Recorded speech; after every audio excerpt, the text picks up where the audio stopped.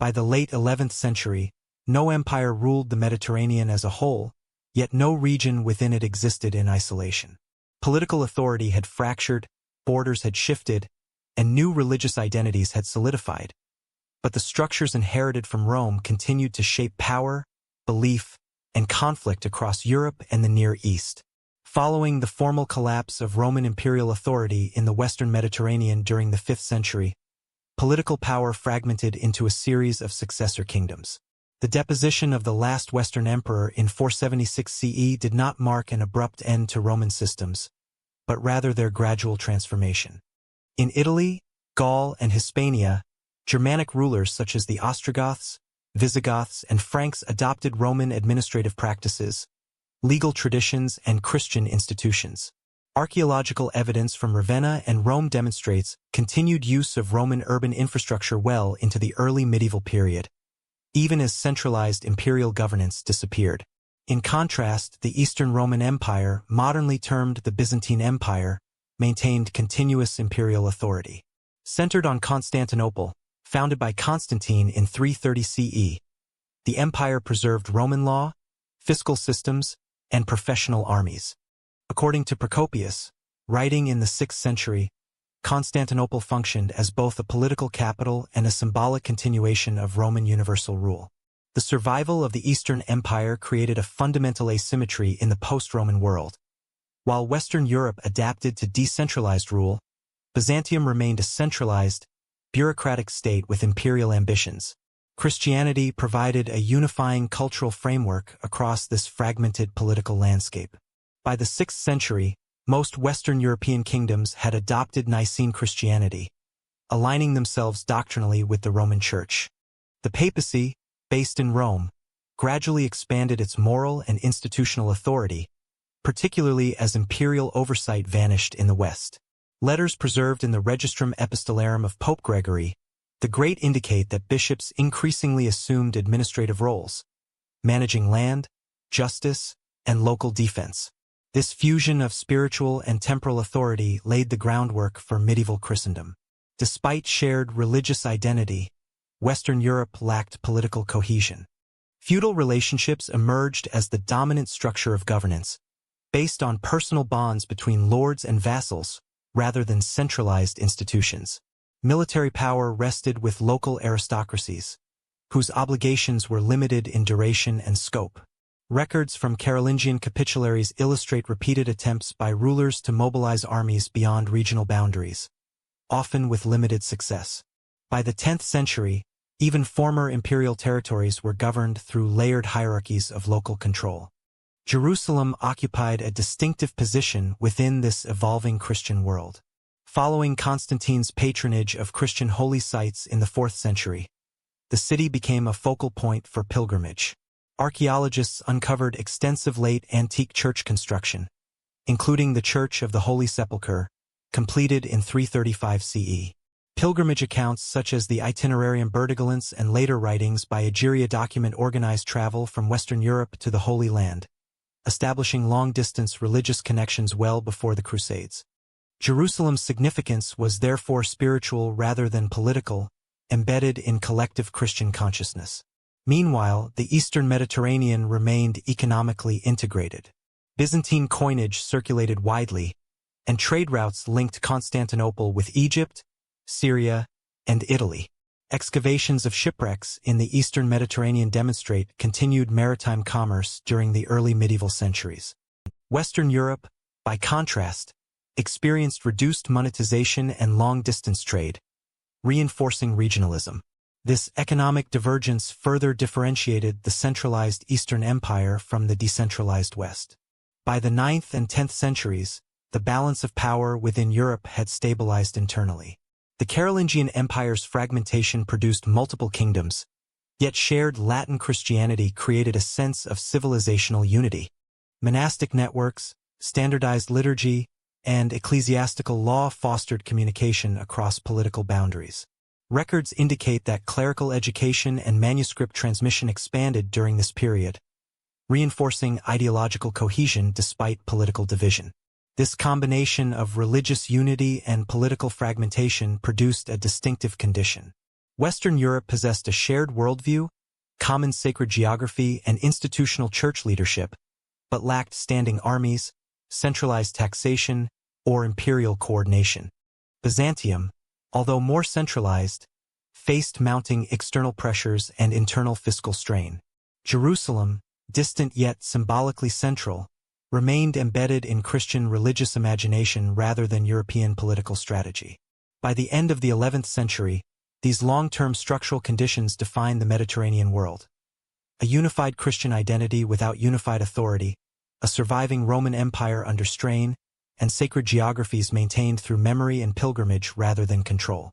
As Christian Europe stabilized internally, a new power structure emerged to its south and east, reshaping the strategic environment of the eastern Mediterranean and setting the stage for unprecedented transcontinental mobilization.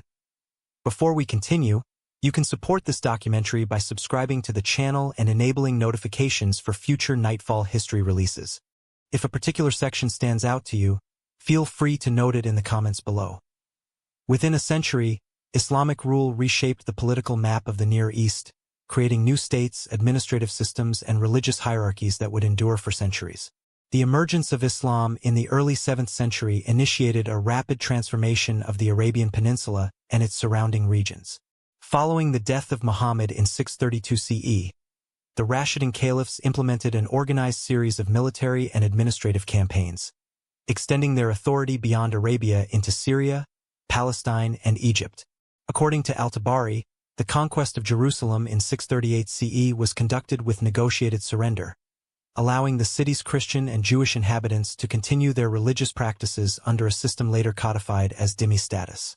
Archaeological layers at the Haram al-Sharif confirm continuity in urban settlement and religious structures, indicating administrative stability rather than wholesale destruction. The Umayyad Caliphate, established in 661 CE, extended this system of governance across an empire stretching from the Iberian Peninsula to the Indus River. Arabic inscriptions, coinage, and architectural evidence demonstrate the implementation of centralized tax systems, postal networks, and provincial governors, Walis, which preserved local bureaucratic practices from previous Byzantine and Sasanian administrations. The continuity of civil administration facilitated long-distance trade, maintained urban centers, and allowed for the integration of diverse populations under a single caliphal authority. Historians note that this model emphasized practical governance over ideological uniformity, permitting Christians and Jews to retain legal autonomy in matters of personal law while contributing to the fiscal stability of the state. The Abbasid Caliphate, beginning in 750 CE, further institutionalized these administrative structures while relocating the political center to Baghdad. Excavations in Mesopotamia and epigraphic records illustrate the development of an extensive bureaucracy that managed taxation, legal adjudication, and military organization. Baghdad's establishment as a commercial and intellectual hub facilitated the codification of law, the circulation of Arabic as an administrative language, and the growth of urban networks connecting Egypt, Syria, Persia, and North Africa. This expansion of infrastructure not only stabilized Islamic rule but also reinforced the symbolic and economic centrality of Jerusalem as a regional religious and administrative node. Despite political and administrative cohesion, periods of tension emerged between ruling authorities and local populations. While dhimmi arrangements provided legal protection for non-Muslims, occasional uprisings and targeted persecutions are documented in both Arabic chronicles and Christian sources. For example, the revolt of the Samaritans in the 7th century and sporadic restrictions on pilgrimage reflect the complex balance between tolerance and enforcement. These episodes demonstrate that early Islamic governance was not entirely uniform, but rather a negotiation between centralized power and local communities. By the 10th century, Islamic political unity began to fracture. The Abbasid Caliphate experienced declining central authority, leading to the rise of regional dynasties such as the Fatimids in North Africa and Egypt, the Hamdanids in Syria, and the Buyids in Persia. Archaeological surveys and numismatic evidence indicate that while these polities acknowledged nominal Abbasid suzerainty, they exercised significant autonomy in military, fiscal, and religious matters. This decentralization created a patchwork of competing powers, which later affected the dynamics of Crusader expeditions. Christian states, while geographically distant, began to perceive opportunities and vulnerabilities in the Near East's fragmented political landscape. Trade and communication networks across the Islamic world remained extensive despite political division. Merchants and pilgrims traveled along established routes connecting Mediterranean ports with inland cities, while maritime networks linked Egypt, Syria, and the Levantine coast. The maintenance of these routes under different dynasties illustrates the continuity of economic and administrative infrastructure despite regional fragmentation. Such continuity ensured that cities like Jerusalem retained significance not only for religious reasons but also as centers of governance and commerce. By the end of the 10th century, the Near East had been transformed by successive Islamic administrations. Cities were integrated into regional networks, religious communities maintained recognized legal status, and political authority had shifted from a single caliphal center to multiple regional powers. Fragmentation within Islamic authority coincided with mounting instability along Byzantium's eastern frontier, setting the stage for cross-Mediterranean interaction and eventual conflict during the Crusades. A single battlefield defeat altered the balance of the eastern Mediterranean, demonstrating how military loss could transform politics, religion, and commerce across the region. The Battle of Manzikert in 1071 marked a turning point in Byzantine history. Emperor Romanos IV Diogenes faced the Seljuk Turks under Alp Arslan in eastern Anatolia, and the defeat severely weakened imperial authority over the region. According to Anna Komnene's Alexiad, the battle's aftermath created a power vacuum that allowed Turkish tribes to settle extensively in Anatolia, displacing local populations and undermining Byzantine provincial administration. Archaeological surveys in eastern Anatolia reveal abandoned fortifications and disrupted rural settlements, reflecting the tangible consequences of the military collapse. This loss reduced the empire's ability to control trade and secure key routes linking Constantinople with the Levant, including those used by pilgrims traveling to Jerusalem. The Seljuk advance introduced new political actors into the eastern Mediterranean, whose strategies relied on mobility, fortified outposts, and tribute collection rather than full-scale occupation. Contemporary accounts, corroborated by epigraphic evidence, indicate that these incursions disrupted both civilian settlements and Byzantine fiscal systems. The empire's traditional themes, or provincial military districts, became increasingly ineffective in the face of rapid incursions. Byzantine commanders struggled to maintain consistent defensive lines, while local landholders and monasteries faced growing threats to property and economic security. The combination of military, administrative, and economic strain created conditions in which strategic coordination from Constantinople became increasingly difficult. Pilgrimage routes to Jerusalem were particularly affected. Routes that had been maintained for centuries now traversed contested territory, with increased risk of raiding and delayed transport of supplies. Archaeological evidence along key corridors, including bridges and caravanserais, shows signs of destruction and abandonment in the late 11th century. Written sources, including letters preserved in monastic archives, confirm the growing concern among pilgrims and church authorities regarding the safety of travel to the Holy Land. Despite these hazards, pilgrimage remained a critical element of Christian religious practice, connecting Europe to sacred geography and reinforcing the symbolic significance of Jerusalem. The response of the Byzantine state to these challenges was limited but strategically calculated. Emperor Alexios I Komnenos, ascending to the throne in 1081, faced an empire internally divided by civil conflict and externally threatened by Seljuk expansion. According to the Alexiad, Alexios prioritized the reorganization of the military, the stabilization of provincial administration, and the negotiation of temporary truces with Turkish factions. Byzantine defensive strategy increasingly relied on fortified cities, mercenary forces, and diplomatic arrangements to prevent further territorial losses. Economic records from the period indicate increased taxation and land grants to military commanders, illustrating the financial strain imposed by the need to maintain defensive operations.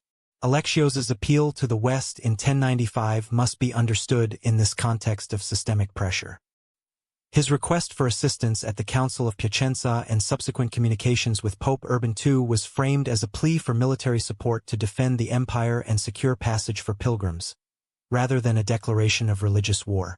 Byzantine sources emphasize the practical necessity of reinforcing vulnerable borders and restoring safe corridors for trade and pilgrimage. This interaction initiated a broader engagement between Western Christendom and the Eastern Mediterranean, ultimately providing the political foundation for the Crusades. The Seljuk presence and the empire's constrained response also had wider geopolitical implications. Anatolia, once a core region of Byzantine military recruitment and agricultural production, became a contested frontier, reducing the empire's economic resilience. Coastal cities retained some autonomy and trade remained partially functional, but inland routes suffered instability. This redistribution of control created opportunities for emergent regional powers and set the stage for transcontinental military intervention.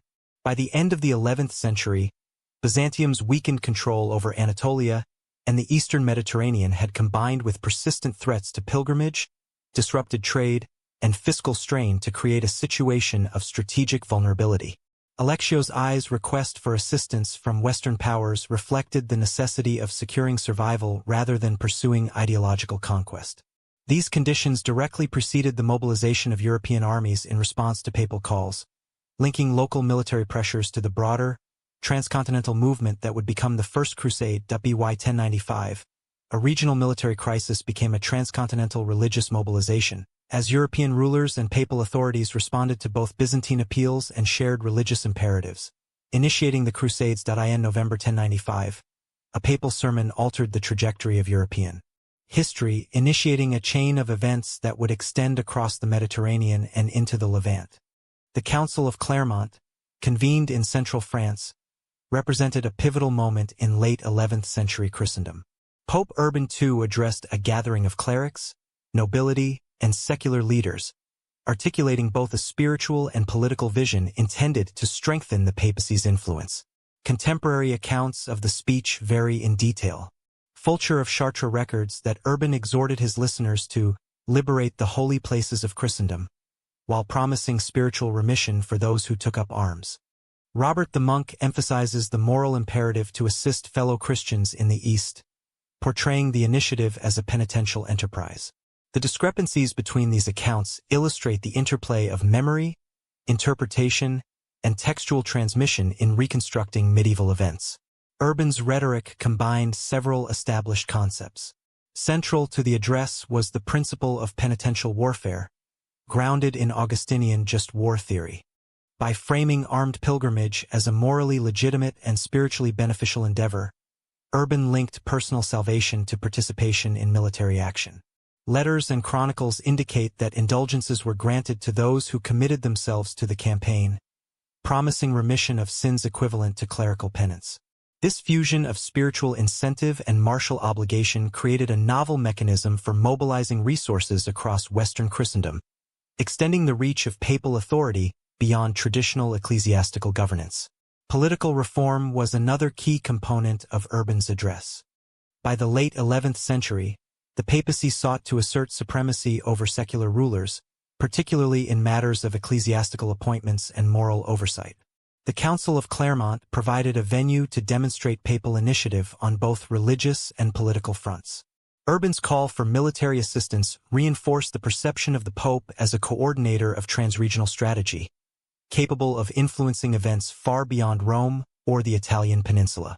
Ecclesiastical records, including papal letters preserved in the Registrum Epistolarum, suggest that the Pope's request was framed as support for Byzantium, presenting the campaign as defensive rather than purely aggressive.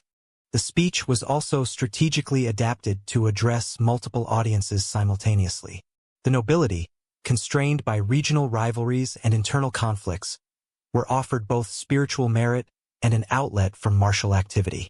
Clerics were instructed in theological justification, reinforcing hierarchical obedience to Rome while supporting collective Christian action. Accounts suggest that lay people, motivated by piety, social pressure, or economic opportunity, interpreted the sermon through local lenses, resulting in highly variable responses across regions. The immediate aftermath of the council demonstrates the extent to which Urban's address functioned as a catalyst rather than a uniform directive. Mobilization occurred gradually and unevenly. Urban's framing of the campaign emphasized defense of Christian communities in the eastern Mediterranean. The appeal referenced the plight of Byzantium, which had faced repeated incursions by Seljuk forces, and the threat to pilgrimage routes leading to Jerusalem. According to Anna Komnene's Alexiad, Alexios I Komnenos requested military support to secure Anatolia and maintain safe corridors for pilgrims. Urban incorporated this appeal into his argument, presenting the initiative as both a humanitarian and spiritual imperative. The combination of moral, political, and practical reasoning reinforced the authority of the papacy while addressing immediate security concerns in the East. The Council of Clermont also highlighted the evolving relationship between Western Europe and the Byzantine Empire. Urban's rhetoric positioned the papacy as a mediator and organizer of transcontinental intervention, illustrating the growing interdependence of political and religious authority. Records indicate that Byzantine envoys provided testimony on the Seljuk threat, lending legitimacy to Urban's call and situating the proposed campaign within broader strategic considerations. This interaction established precedent for European participation in Eastern affairs and laid the conceptual foundation for subsequent crusading expeditions. Despite the clarity of Urban's argument, contemporary sources underscore variations in perception and reception. Some chroniclers report immediate enthusiasm among nobles and knights, while others describe skepticism, logistical hesitation, and regional resistance. This uneven response reflects the structural realities of 11th century Europe: fragmented polities, localized power, and limited capacity for rapid military mobilization.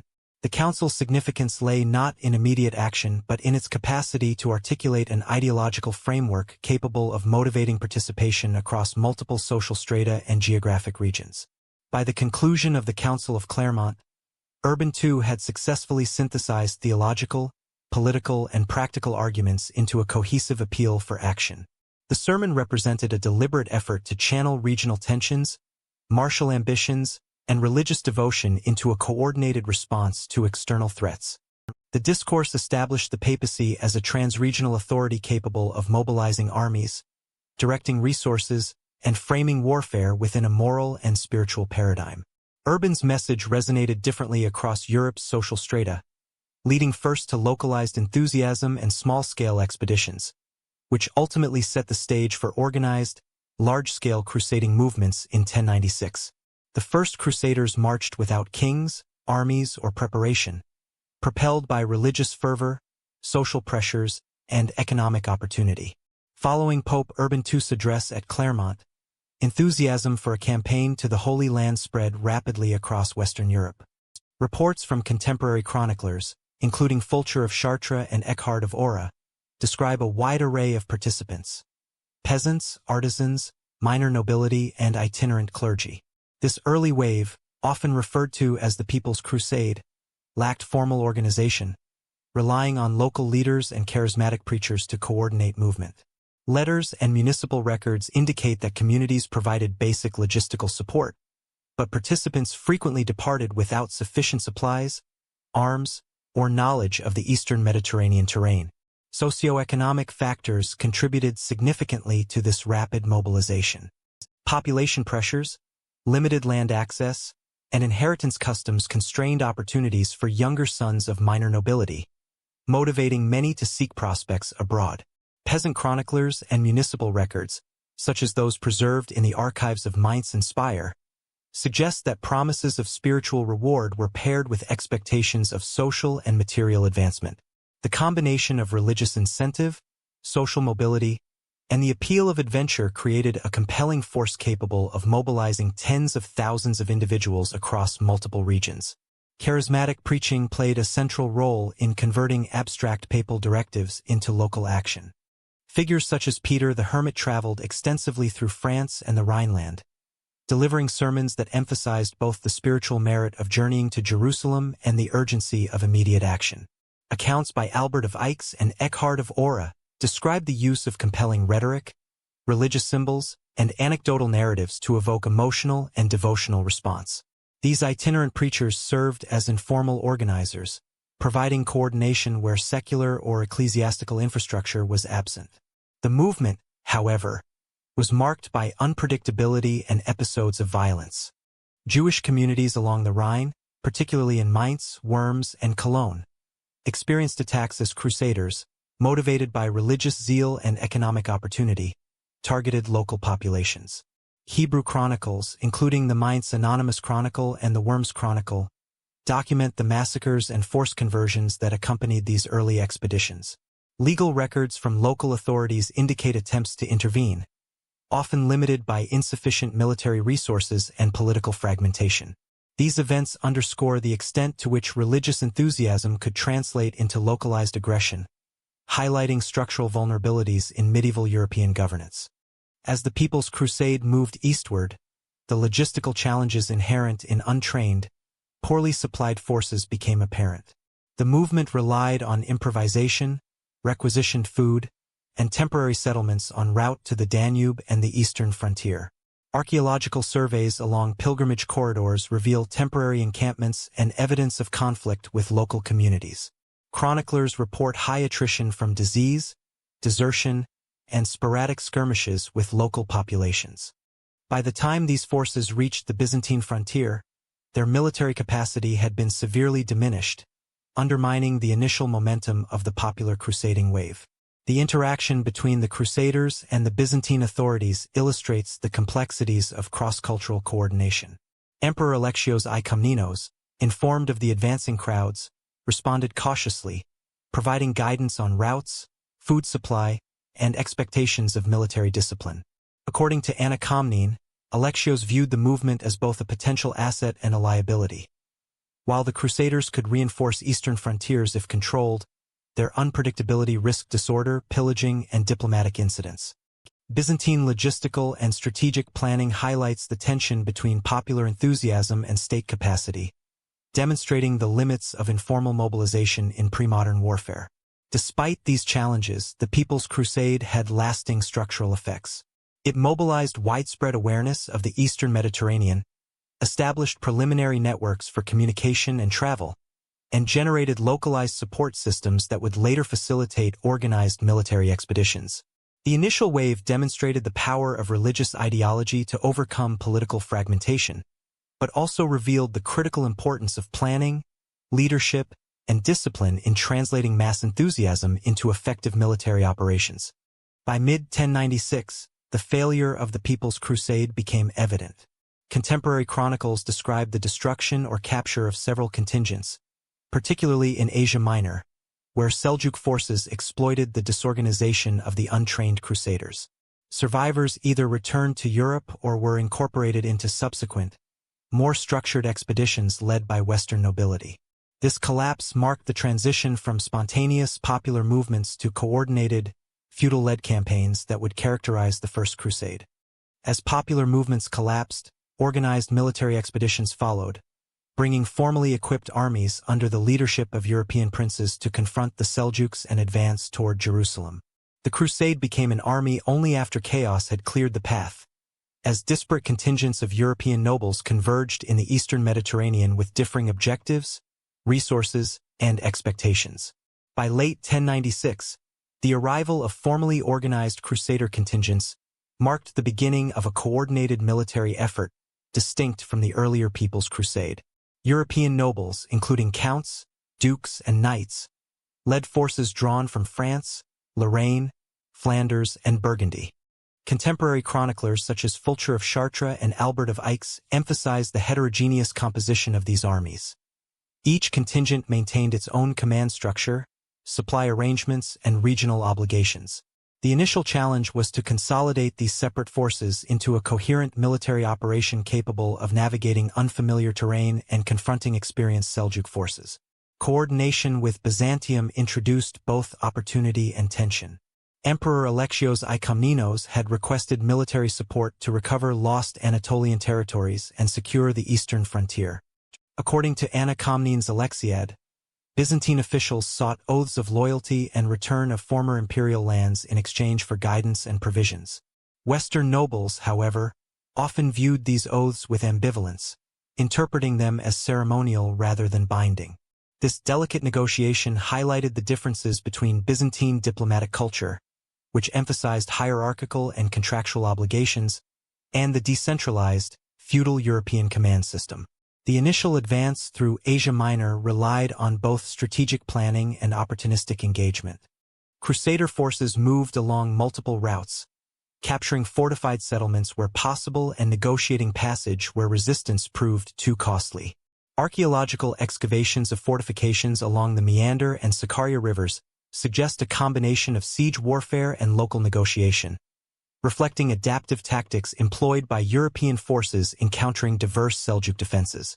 Records indicate that limited Byzantine logistical support supplemented these operations, particularly in securing food supplies and guiding armies through mountainous terrain.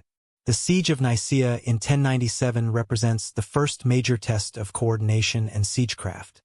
Nicaea, a principal Seljuk stronghold in Bithynia, was strategically vital for controlling access to western Anatolia and the approach to Constantinople.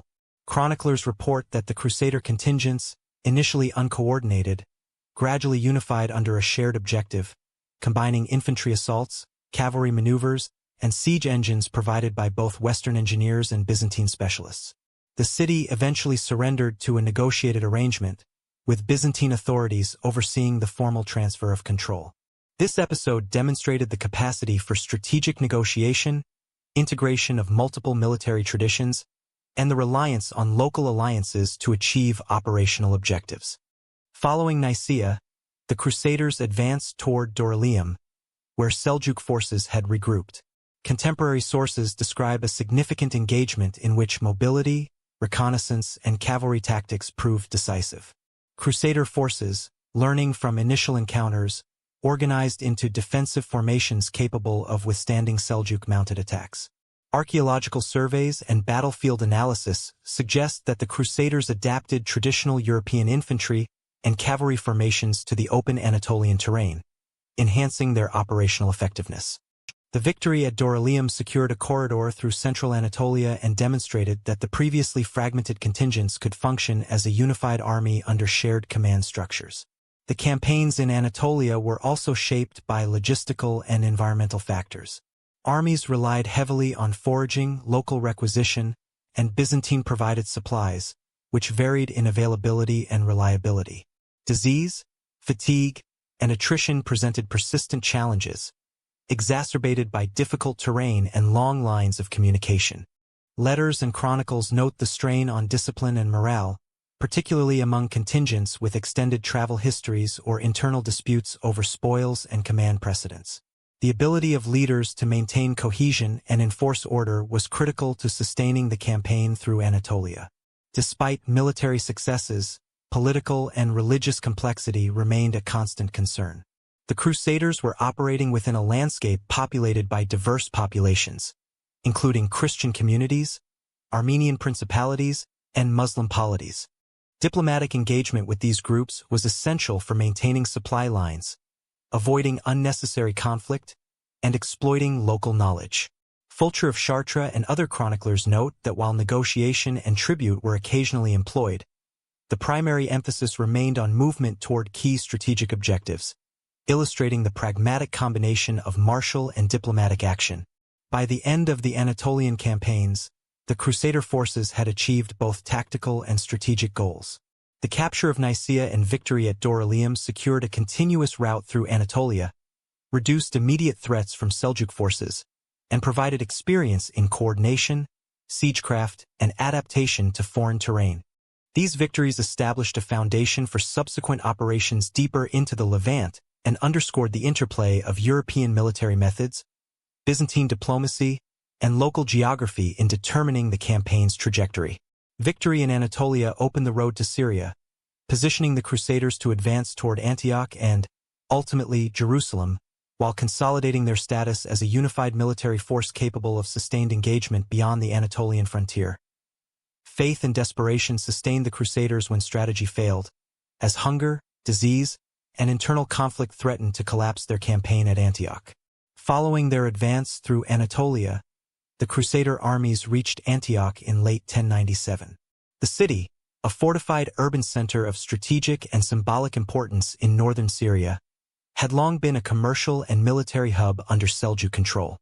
Chroniclers such as Fulcher of Chartres and Albert of Aix describe Antioch as heavily defended, with walls reinforced by natural terrain and garrisoned by a combination of Seljuk troops and local auxiliaries. The siege presented an unprecedented challenge to the Crusaders, testing both their military capabilities and their organizational cohesion. Early stages of the siege were marked by logistical strain and inconsistent coordination among the European contingents. The multinational army, composed of French, Norman, Flemish, and German contingents, lacked centralized command structures, and disputes over leadership and spoils frequently emerged. Letters and chroniclers' accounts indicate that some contingents considered abandoning the campaign due to poor discipline, shortages of food, and exposure to disease. Archaeological evidence in the surrounding countryside, including remnants of siege engines and encampments, confirms that the Crusaders occupied extensive areas but struggled to maintain sustained supply lines. Famine and disease compounded these difficulties. The Crusaders faced inadequate provisions, limited local foraging opportunities, and disrupted trade in the surrounding region. Contemporary accounts describe starvation, dysentery, and exhaustion, which weakened morale and reduced combat effectiveness. Commanders implemented rationing, foraging expeditions, and appeals for reinforcements, yet the prolonged siege made these measures only partially effective.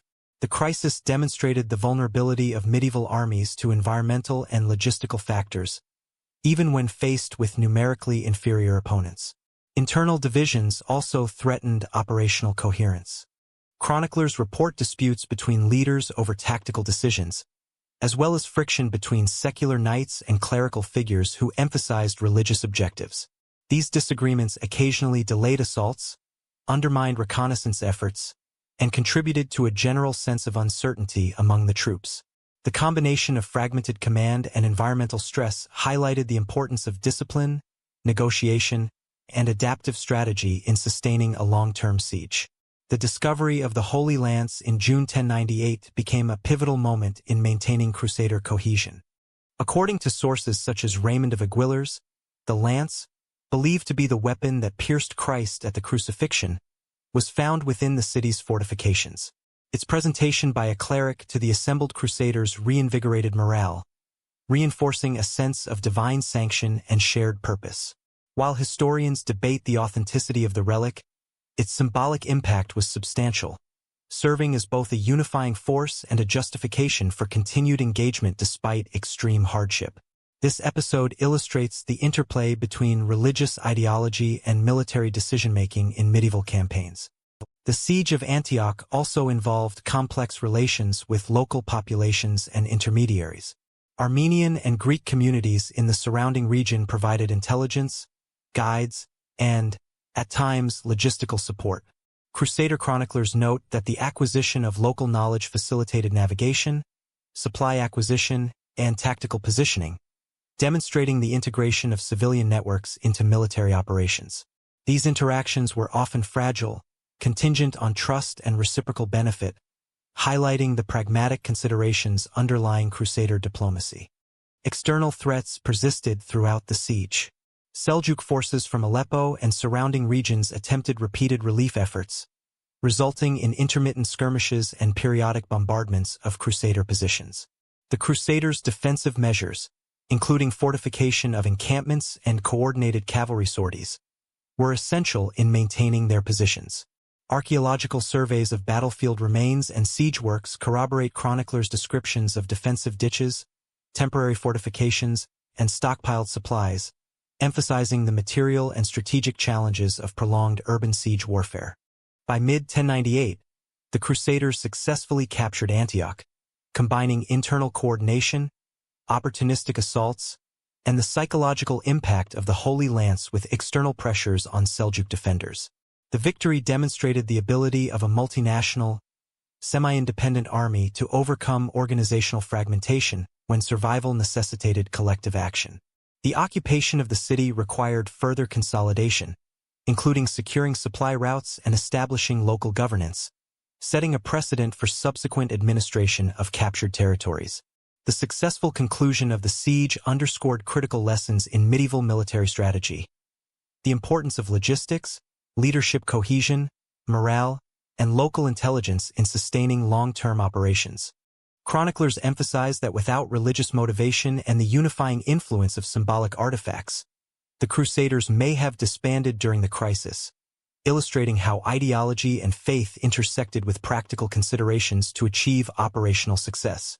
Survival at Antioch made Jerusalem attainable, allowing Crusader forces to consolidate, reorganize, and advance toward their ultimate strategic and religious objective in the Levant. In July 1099, Jerusalem fell to a foreign army for the first time in centuries, marking both a military achievement and a profound transformation of the city's political landscape. Following their march through Antioch and northern Syria, the Crusader armies advanced toward Jerusalem in early 1099. The city remained under Fatimid control, and its fortifications were reinforced in anticipation of a prolonged siege. Contemporary Latin sources, including the Gesta Francorum, describe the city as well-stocked and strategically positioned atop a series of hills, with walls augmented by natural cliffs on several sides. Muslim chroniclers, including Ibn al-Qalanisi, corroborate these assessments, noting that the Fatimid garrison and local population were prepared to resist assault. The convergence of multiple Crusader contingents, previously semi-independent, represented the largest unified Western force in the Levant to date. The siege began in June 1099 and relied on both traditional medieval siege tactics and adaptive strategies suited to the region's terrain. Crusaders constructed wooden towers, scaling ladders, and battering implements, drawing on knowledge acquired during earlier engagements in Anatolia and Antioch. Logistical preparation included securing nearby water sources, provisioning armies from local foraging, and coordinating multi-contingent assaults. Latin chronicles emphasize the systematic nature of these operations, highlighting both the engineering challenges and the discipline required to maintain prolonged siege activity under intense environmental conditions. Internal organization proved essential. Command disputes, previously common during earlier campaigns, were mitigated by collective planning among senior leaders, including Godfrey of Bouillon, Raymond of Toulouse, and Bohemond of Taranto. Accounts from the Gesta Francorum indicate that coordination was maintained through councils of war, shared division of labor, and clear assignment of assault sectors along the walls. Byzantine observers, while not directly involved, had previously advised the Crusaders on siege techniques, illustrating the continued influence of cross-cultural knowledge in operational planning. Religious ideology shaped both motivation and justification. Crusader chroniclers emphasized that the capture of Jerusalem was not only a military objective but a fulfillment of divine mandate, framing the siege as a penitential act and pilgrimage of arms. Reports of banners, liturgical ceremonies, and prayer within the encampment underscore the integration of spiritual and martial concerns. Muslim accounts, while less focused on ideology, note the determination and morale of the Crusader forces, suggesting that cohesion and motivation extended beyond material incentives. This interplay of religious and strategic considerations influenced both the timing and execution of assaults. The final assault, executed in mid-July, relied on combined infantry and cavalry operations. Scaling parties targeted weakened sections of the walls, while battering and mining operations diverted defenders. Once breaches were achieved, Crusaders entered the city in organized formations, systematically securing key gates and strategic points. Archaeological surveys of the city's fortifications, combined with contemporaneous narrative accounts, confirm the methodical approach and high intensity of urban combat. These sources indicate that both planning and opportunistic exploitation of weaknesses in the defenses contributed to the rapid conclusion of the siege. The aftermath was marked by widespread violence. Latin sources describe the killing of Fatimid soldiers, certain civilian populations, and captured defenders, while Muslim chroniclers confirm the scale of casualties and displacement. Numbers vary widely between accounts, but both traditions recognize the substantial demographic impact. Contemporary observers emphasize the link between military necessity, retributive action, and ideological justification, framing the events within both pragmatic and religious logic. The massacre, while horrific in scope, was documented as a consequence of the prolonged siege and the intensity of combat operations rather than an unplanned outbreak of disorder. Following the capture, the Crusaders established control over the city and surrounding territories. Leadership structures were immediately implemented, with Godfrey of Bouillon assuming the role of advocate, advocatus sancti sepulchri, overseeing administration and defense without assuming royal title. Fortifications were reinforced, supply lines secured, and agreements with local Christian, Jewish, and Muslim communities negotiated where feasible. Contemporary letters and charters illustrate efforts to balance military requirements with continuity of urban governance, underscoring the challenges of sustaining conquest in a politically and demographically complex environment. The capture of Jerusalem thus represented both a military achievement and the initiation of a new administrative and social order. The operational success of the siege was contingent on prior experience in Anatolia and Syria, coordination among diverse European contingents, and integration of logistical, strategic, and ideological elements. The immediate task following victory shifted from conquest to governance, highlighting the necessity of institutional organization, resource management, and local negotiation in consolidating gains. Victory required governance, not merely conquest, setting the stage for the establishment of the Crusader states and the institutional frameworks that would define Latin rule in the Levant. Conquest was only the beginning of survival, as European settlers sought to impose familiar structures on a complex and culturally diverse Levantine landscape. Following the capture of Jerusalem in 1099, Crusader leaders faced the immediate challenge of translating military success into sustainable political authority. The newly established Crusader states, comprising the Kingdom of Jerusalem, the County of Edessa, the Principality of Antioch, and the County of Tripoli, were geographically dispersed and culturally heterogeneous, integrating Muslim, Christian, and Jewish populations under Latin Christian rule. Latin chroniclers, including William of Tyre, emphasized that the initial phase of governance required both consolidation of territory and negotiation with local communities to secure logistical support and civic order. Feudal institutions formed the backbone of Crusader governance. European lords transplanted hierarchical structures familiar from France and Italy, assigning fiefs, organizing vassalage, and maintaining garrisoned castles. The Assizes of Jerusalem, codified during the early 12th century, formalized laws governing land tenure, military obligation, and legal adjudication. Archaeological excavations of fortifications such as Croix de Chevaliers and Belvoir Castle demonstrate the strategic implementation of feudal principles, combining residence, defense, and administrative oversight. These structures allowed relatively small Latin populations to control extensive territories by leveraging fortifications and a hierarchical chain of obligation. Demographic realities shaped the application of these political structures. The Latin population was numerically small relative to the indigenous communities, requiring pragmatic accommodation.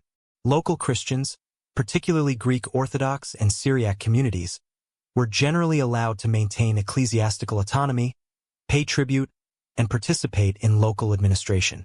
Muslim populations, although politically subordinated, were often retained to manage agriculture, trade, and urban production. Contemporary charters and fiscal records illustrate that pragmatic governance, rather than coercion alone, underpinned the sustainability of early Crusader rule. The Kingdom of Jerusalem exemplified the integration of feudal structures with local administrative adaptation. Godfrey of Bouillon initially served as advocatus sancti sepulchri, a role combining military leadership with oversight of civic and ecclesiastical affairs, reflecting both a recognition of religious authority and the practical limitations of medieval kingship. Successive rulers codified legal practices in the Assizes, delineating responsibilities of barons, knights, and municipal authorities.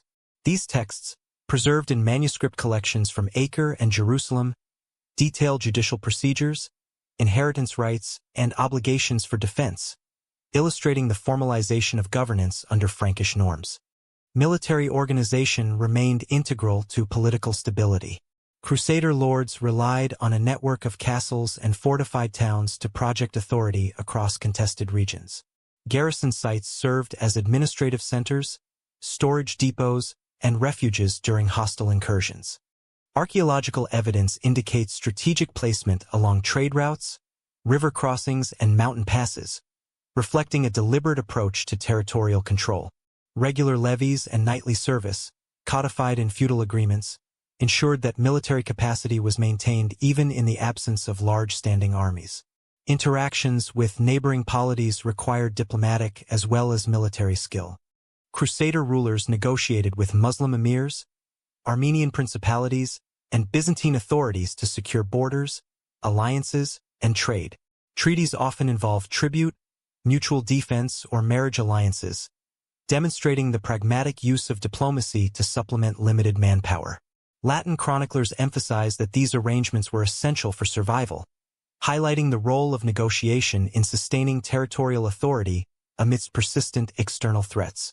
Economic administration supported the political framework. Latin rulers maintained taxation systems that drew on both imported European practices and local revenue streams, including agricultural production, trade tariffs, and tolls on pilgrimage routes. Cities such as Acre and Tyre functioned as commercial hubs, integrating Mediterranean maritime trade with inland supply networks. Coinage, minting practices, and accounting records demonstrate continuity of fiscal systems and adaptation to local economic structures. These financial measures enabled sustained military and administrative operations despite the region's fragmented geography and diverse population. Legal codification also reinforced social hierarchy and political order. The assizes of Jerusalem addressed issues from inheritance disputes to obligations for castle maintenance, providing a framework for conflict resolution and governance. Courts were established in urban centers and at feudal estates, combining judicial oversight with administrative monitoring.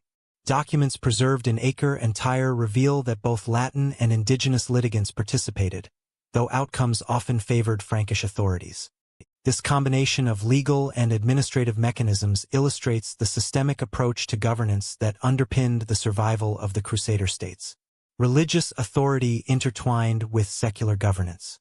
Latin ecclesiastical institutions were established alongside local Christian hierarchies, ensuring both spiritual oversight and alignment with papal directives.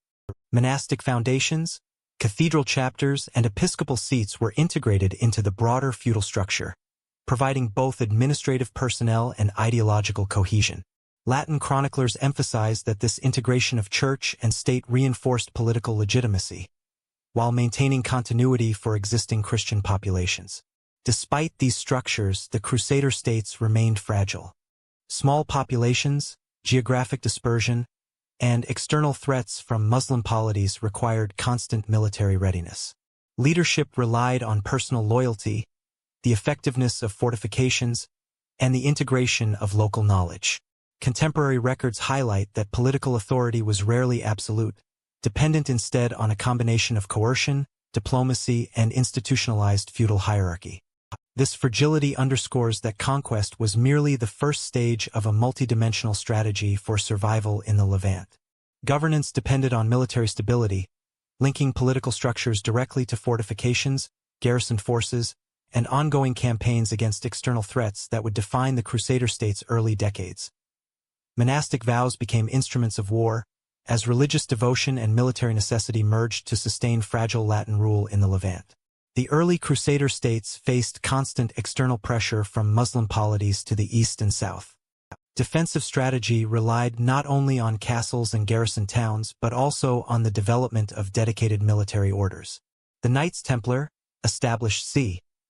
1119, and the Knights Hospitaller, whose origins trace to the late 11th century as a charitable order in Jerusalem, institutionalized the combination of martial and religious obligations. Contemporary charters and papal bulls emphasized that these orders were tasked with protecting pilgrims, defending territorial holdings, and maintaining rapid response capabilities across the frontier. The Templars, initially a small group of knights devoted to guarding the Temple Mount, quickly expanded their presence through endowments from European patrons. Their hierarchical organization, disciplined training, and commitment to perpetual service distinguished them from traditional feudal levies, which were temporary and dependent on vassal obligations. Records from the Templar Order, including early Latin charters, indicate the establishment of fortified houses throughout the Kingdom of Jerusalem, serving both as defensive positions and logistical centers. These sites functioned as supply depots, recruitment stations, and command posts, integrating military and administrative functions. The Hospitallers, while originally focused on medical care and hospitality for pilgrims, assumed an increasingly martial role in response to ongoing conflict. Papal endorsements in the early 12th century authorized armed service, and chroniclers note their participation in frontier engagements, siege operations, and the defense of key strongholds. Archaeological evidence from fortifications at Croix de Chevaliers, Margate, and other hospitaller sites demonstrates sophisticated engineering, including concentric walls, towers, and integrated water storage systems.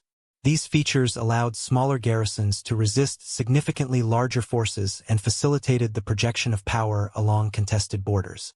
Castles and fortifications were central to maintaining territorial integrity. Crusader engineers adapted European construction techniques to local geography, employing hilltop positions, river crossings, and strategic road junctions to control movement. Surveys of sites along the Orontes River, the coastal corridor of Tyre and Acre, and the interior of the Kingdom of Jerusalem revealed deliberate placement to defend supply lines, protect settlements, and serve as staging grounds for offensive operations. Garrison troops, supported by feudal levies and the military orders, maintained a continuous presence, ensuring early warning and rapid response to incursions. Frontier warfare required flexibility and coordination. Crusader forces often engaged in raiding, reconnaissance, and defensive patrols, adjusting to the terrain and the tactics of Muslim opponents. Chroniclers describe encounters with Seljuk, Fatimid, and local Emirate forces, emphasizing the importance of cavalry mobility, fortified encampments, and preemptive strikes. Coordination between secular lords and the military orders was essential. The Templars and Hospitallers often served as rapid response units, supplementing feudal forces and reinforcing strategic points under threat. These combined operations illustrate the integration of institutionalized religious military structures into the broader defense network. The military orders also facilitated trans-regional coordination. Networks of European patrons, papal support, and inter-order communication enabled the flow of recruits, funds, and supplies. Templar and Hospitaller archives indicate systematic collection of donations, management of estates in Europe, and deployment of resources to frontier castles. This capacity allowed the Crusader states to sustain military readiness despite demographic limitations, demonstrating the strategic significance of institutionalized religious military structures in maintaining territorial control. Training, discipline, and ideology reinforced operational effectiveness. Knights of the orders adhered to strict rules regarding conduct, daily routines, and readiness, emphasizing spiritual devotion as inseparable from martial service. Chroniclers, including William of Tyre, note that this combination of discipline, ideology, and permanent presence provided a level of reliability unavailable from temporary levies or mercenary contingents. Soldiers motivated by both religious commitment and institutional loyalty were able to hold positions, conduct offensives, and coordinate with secular lords over extended periods, bridging gaps in manpower and capability. Despite these measures, the balance of power remained precarious. Crusader fortifications and military orders provided significant defensive capability, yet they could not fully offset the numerical superiority and strategic coordination of neighboring Muslim polities. Battles and skirmishes along the frontiers, documented in chronicles and corroborated by archaeological evidence, demonstrate periods of both stability and crisis. These engagements highlighted the limitations of fortifications in isolation and the need for integrated defensive strategies combining garrisons, mobile forces, and alliances with local populations. The presence of military orders also influenced broader political structures. Their autonomy, wealth, and trans-regional connections occasionally created tension with secular lords and the monarchy. Disputes over command authority, territorial jurisdiction, and logistical control required negotiation and arbitration, illustrating the interplay between religious institutions and secular governance in the Crusader states. Despite these internal complexities, the orders remained central to frontier defense, providing continuity in periods of leadership transition or feudal fragmentation. By the mid-12th century, military orders had transformed defensive practices across the Levant. Constructions like Croix de Chevaliers and Margate exemplified the integration of advanced fortification techniques with permanent, ideologically motivated garrisons. The combination of castles, disciplined orders, and feudal levies created a defensive network capable of sustaining Latin control in isolated regions and projecting power into contested territories. These structures and organizations, documented in both Latin charters and contemporary Muslim chronicles, represented a deliberate adaptation to the geographic, demographic, and political realities of the Levant. Despite defenses, the balance of power shifted as rising Muslim polities consolidated, new leaders emerged, and the Crusader states faced increasingly coordinated external challenges that would test both military orders and feudal structures. Unity, not zeal, reshaped the Muslim response, as political consolidation and administrative reform transformed a fragmented Near East into a coordinated front capable of confronting the Crusader states. The mid-12th century witnessed the emergence of leadership that sought systematic consolidation of Muslim polities in Syria and northern Mesopotamia. Ahmad ad-Din Zengi, appointed at the age of 29 as Atabeg of Mosul in 1127, extended his authority over Aleppo and northern Syria through a combination of military campaigns and political alliances.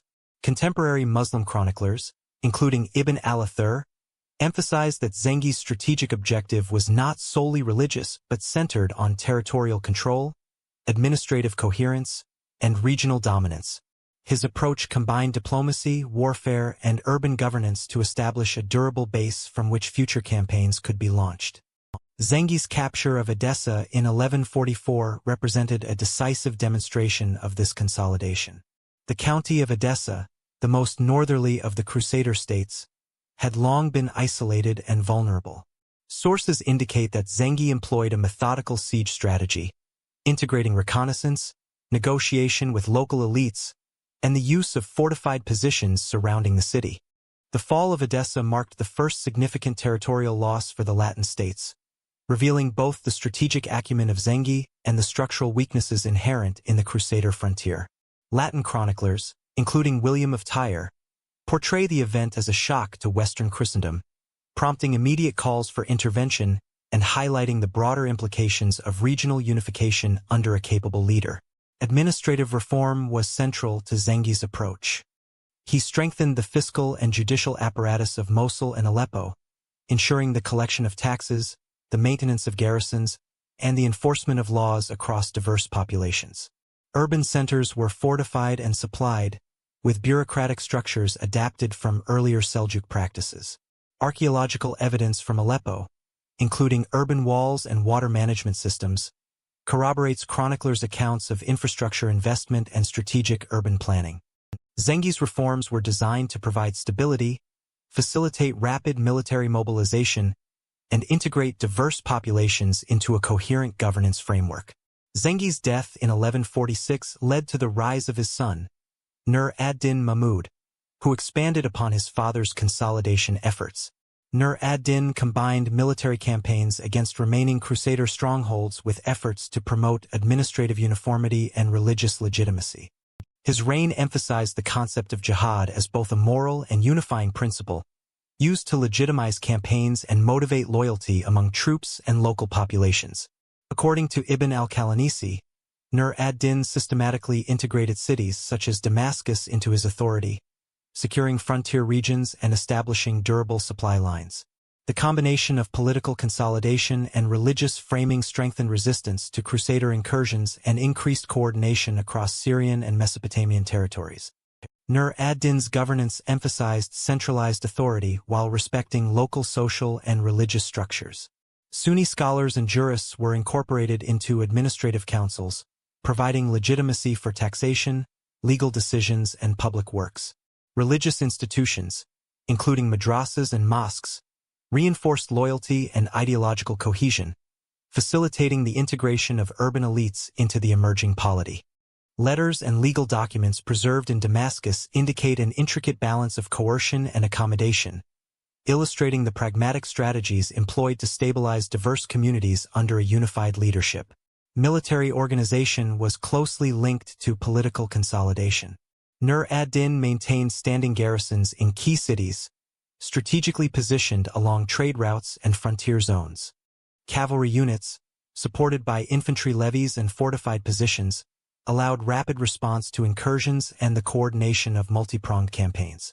Contemporary chronicles detail repeated engagements with the Crusader states, highlighting Nur ad-Din's preference for sieges, ambushes, and attritional warfare designed to exploit the limitations of Latin logistics and garrison defenses.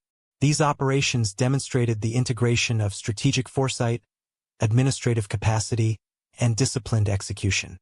The ideological component of Nur ad-Din's rule cannot be overstated. While both he and Zengi framed military campaigns as jihad, the primary effect was political cohesion. Chroniclers note that sermons, Friday addresses, and public rituals reinforced loyalty and morale, binding subjects to central authority rather than serving as spontaneous expressions of mass religious zeal. This distinction between structured political authority and grassroots religiosity underscores the systemic nature of Muslim revival in the mid-12th century.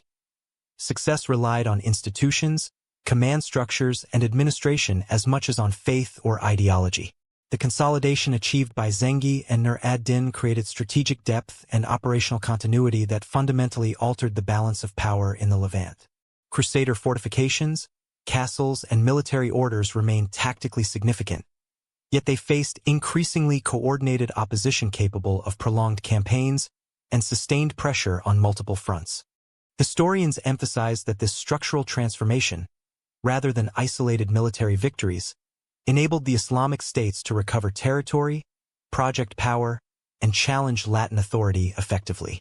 By 1144, the combination of Zengi's territorial acquisitions and Nur ad-Din's institutional reforms established a durable framework for Muslim resistance. The fall of Edessa served as both a demonstration of this renewed strength and a catalyst for Western response.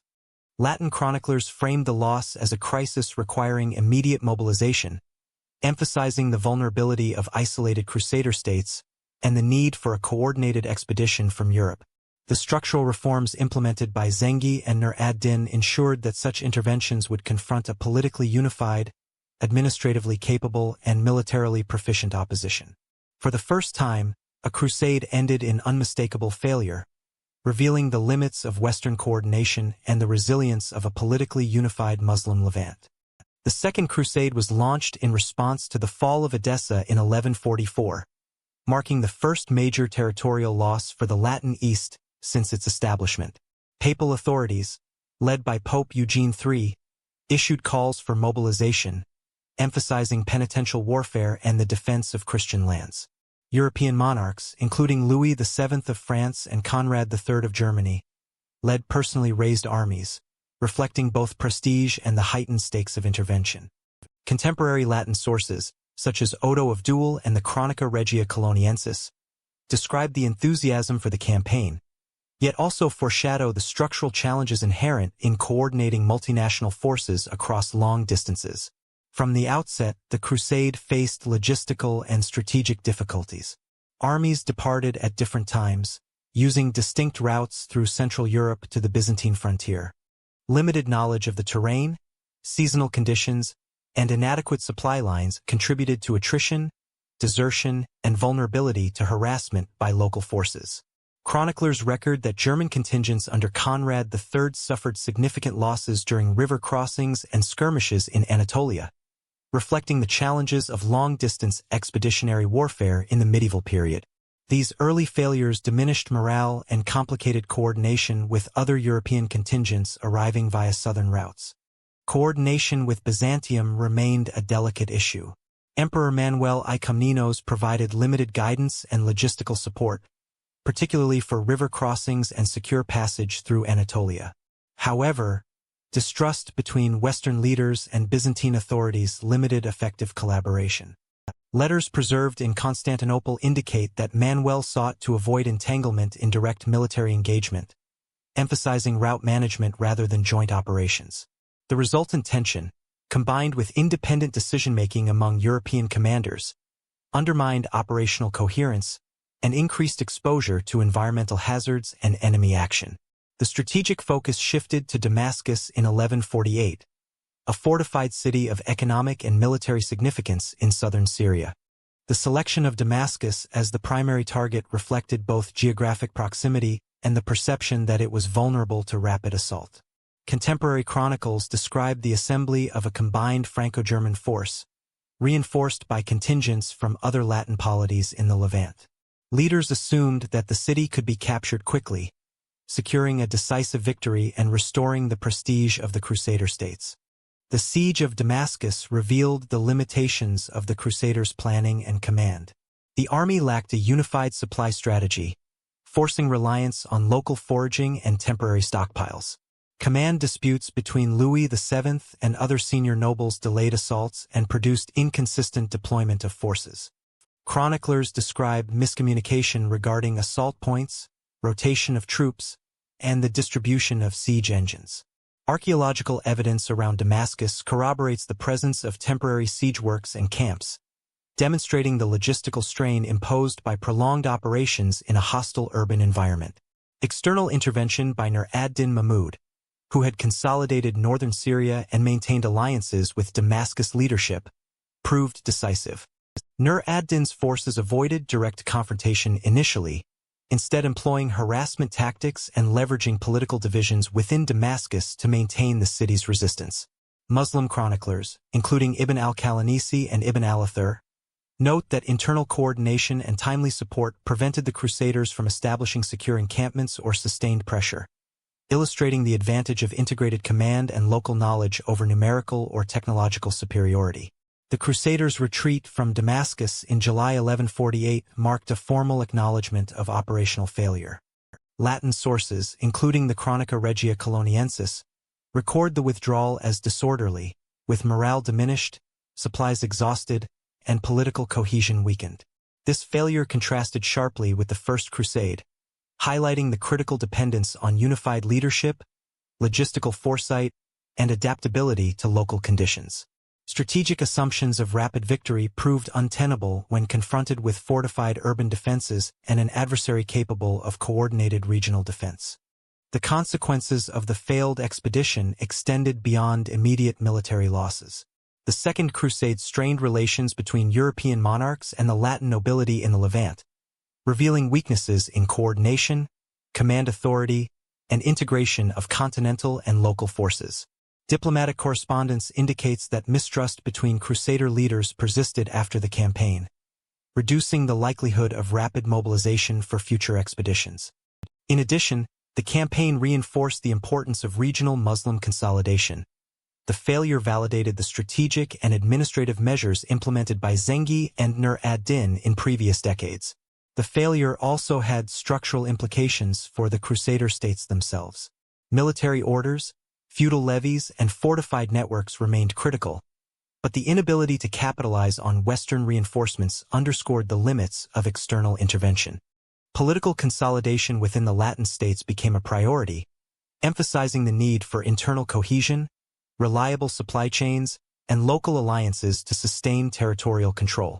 Chroniclers such as William of Tyre interpreted the failure as a cautionary episode, illustrating that conquest and expansion were insufficient without robust administrative and strategic support. Finally, the Second Crusade's failure shifted the broader balance of power in the Levant. Muslim polities gained confidence, territorial integrity, and legitimacy, strengthening their capacity to resist further incursions. The strategic initiative increasingly rested with Nur ad-Din and allied leaders, whose centralized authority and administrative reforms created a durable foundation for subsequent military operations. For the Latin states, the campaign demonstrated the vulnerabilities of dependency on distant Western monarchs, highlighting that long-term survival would rely on local resources, disciplined military structures, and integration with existing political and social networks. A single battle erased nearly a century of Crusader dominance, demonstrating the transformative impact of unified leadership and strategic foresight in the Levant. Saladin, born Salah ad-Din Yusuf ibn Ayyub in 1137 in Tikrit, rose through a period of political fragmentation to establish authority over Egypt and Syria, laying the foundations of the Ayyubid dynasty. Initially serving under Nur ad-Din as a military commander in Egypt, Saladin consolidated power following the death of his mentor, gradually integrating Egyptian and Syrian territories under a single, centralized administration. Contemporary Muslim chroniclers, including Baha ad-Din ibn Shaddad, emphasized that Saladin combined military skill with administrative acumen, building a coalition capable of countering the Crusader states while maintaining legitimacy through Sunni religious authority.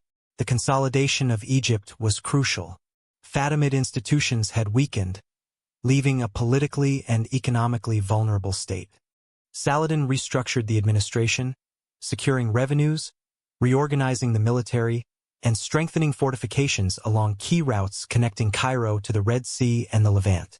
This administrative stability allowed him to project power into Syria, where he was able to integrate previously semi-independent emirates into a unified command structure. Archaeological evidence from Cairo and Syrian fortresses corroborates chronicler accounts of improved defenses, urban fortification, and logistical planning during his consolidation. Once control over Egypt and Syria was secured, Saladin turned his focus to the Crusader states. His campaigns combined maneuver warfare, siege operations, and attritional tactics designed to exploit the dispersed Latin holdings. Chroniclers, including Imad ad-Din al-Isfahani, describe the systematic capture of frontier fortresses and strategic towns, effectively isolating major Crusader urban centers and limiting their capacity to reinforce or resupply one another. By the mid-1180s, Saladin had positioned his forces to challenge the core of the Kingdom of Jerusalem directly. The strategic culmination of Saladin's campaign was the Battle of Hattin, fought on July 4, 1187 near the Sea of Galilee. Crusader forces, led by King Guy of Lusignan, assembled to relieve the fortress of Tiberias, threatened by Saladin's siege. Contemporary Latin sources, including William of Tyre, describe the composition of the Crusader army as a combination of knights, infantry, and militia, numbering approximately 20,000, while Saladin's forces were both numerically comparable and better supplied. The Crusader army faced significant logistical challenges, including insufficient water supply and extended supply lines, which Saladin exploited through careful positioning and psychological pressure. Saladin's strategy emphasized encirclement, attrition, and control of critical resources. His forces secured water sources, controlled surrounding high ground, and used feigned retreats and harassment tactics to weaken Crusader cohesion. Latin chroniclers note that the Crusaders, trapped under the summer sun and deprived of water, experienced a collapse of morale before full engagement. Muslim accounts highlight the disciplined coordination of cavalry, archers, and infantry, enabling Saladin to maintain pressure and prevent the Crusaders from regrouping or retreating effectively. The battle itself resulted in a decisive rout. Crusader forces were largely annihilated, with King Guy captured and most of the Latin nobility either killed or taken prisoner. Archaeological studies of the Hattin battlefield confirm the concentration of military debris and human remains consistent with contemporary accounts of heavy casualties. The victory eliminated the primary field army of the Kingdom of Jerusalem, leaving major cities, including Jerusalem, vulnerable to subsequent siege. Hattin thus represented not only a tactical victory but a structural collapse of Latin military capacity in the region. Saladin's handling of prisoners and captured territories demonstrated both strategic pragmatism and adherence to principles designed to consolidate authority. While many Latin prisoners were executed, particularly those associated with Hattin's immediate battlefield threat, others were ransomed, integrated, or released under negotiated terms. This approach reinforced political legitimacy, maintained local administrative continuity, and discouraged immediate rebellion, highlighting Saladin's balance of military effectiveness with administrative foresight. The Battle of Hattin also underscored the importance of centralized command, disciplined logistics, and intelligence. Saladin's prior consolidation allowed rapid troop movement, coordinated siege preparation, and the integration of reinforcements from across Egypt and Syria. His administrative structures ensured that supplies, communications, and local support were efficiently managed, in contrast to the fragmented Crusader command. The battle thus exemplified the broader systemic advantages that resulted from political unification, demonstrating how strategic depth, disciplined execution, and adaptive planning can decisively influence the outcome of medieval warfare.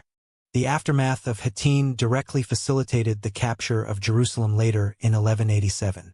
With the primary field army neutralized, Saladin moved methodically to seize remaining fortresses and urban centers. Chroniclers described the surrender of Acre, Jaffa, and other towns, consolidating Ayyubid authority over the southern Levant. The loss of Jerusalem, while symbolic, was operationally inevitable given the structural collapse initiated at Hattin. Saladin's ability to translate battlefield victory into political control underscores the interdependence of military, administrative, and diplomatic capabilities in medieval statecraft. Saladin's rise and the decisive outcome at Hattin fundamentally altered the strategic landscape of the Levant. The Crusader states, once militarily dominant and territorially expansive, were reduced to isolated coastal enclaves. Latin reliance on reinforcements from Europe became critical, highlighting both the vulnerability of external dependent states and the advantages of unified regional authority. Historians emphasize that Hattin exemplifies the systemic impact of leadership, institutional cohesion, and adaptive strategy, offering a model for the study of military, political, and administrative integration in medieval conflict. The Third Crusade ended without victory or defeat, illustrating how prolonged conflict, complex diplomacy, and strategic constraints limited the ambitions of even the most capable European commanders. The Third Crusade, 1189 to 1192, was Europe's immediate response to the fall of Jerusalem in 1187. Papal authorities, including Pope Gregory VIII, called for renewed mobilization, framing the expedition as a penitential campaign to restore Christian control over the Holy City. The principal European monarchs, Richard I of England, Philip II of France, and Frederick I Barbarossa of the Holy Roman Empire, personally led contingents, underscoring the importance of prestige and political legitimacy in addition to military objectives. Contemporary Latin sources, including the Itinerarium Peregrinorum, highlight both the scale of mobilization and the logistical complexity inherent in coordinating multiple armies across continental and maritime routes. Frederick Barbarossa's forces initially marched overland through Anatolia, aiming to link with southern contingents. However, Frederick's campaign faced severe logistical and environmental challenges, including mountainous terrain, extended supply lines, and sporadic engagement with Seljuk forces. The emperor's death in June 1190 near the Goksu River caused a collapse in morale and dispersion of the German contingents. Chroniclers record that the remaining forces struggled to reach the Levant, reducing the effective size of the crusading army and emphasizing the operational risks associated with long-distance campaigns in medieval Europe. Philip II and Richard I arrived via maritime routes, coordinating transports across the Mediterranean. Upon landing in Acre in 1191, Richard assumed command of the besieging forces, working to relieve protracted operations against the well-defended coastal city. The siege of Acre demonstrates the integration of military engineering, naval blockade, and combined arms tactics. Latin sources describe the use of siege engines, towers, and continuous artillery harassment, while archaeological surveys of Acre corroborate the presence of extensive fortifications, temporary encampments, and logistic support networks. The eventual surrender of Acre in July 1191 marked a tactical success, providing a strategic foothold for further campaigns inland. Richard's subsequent operations in the interior of the Kingdom of Jerusalem focused on securing key towns, controlling routes, and isolating Saladin's forces. Engagements at Arsuf, Jaffa, and the surrounding territories illustrate both the mobility of European heavy cavalry and the disciplined defensive tactics employed by Ayyubid forces.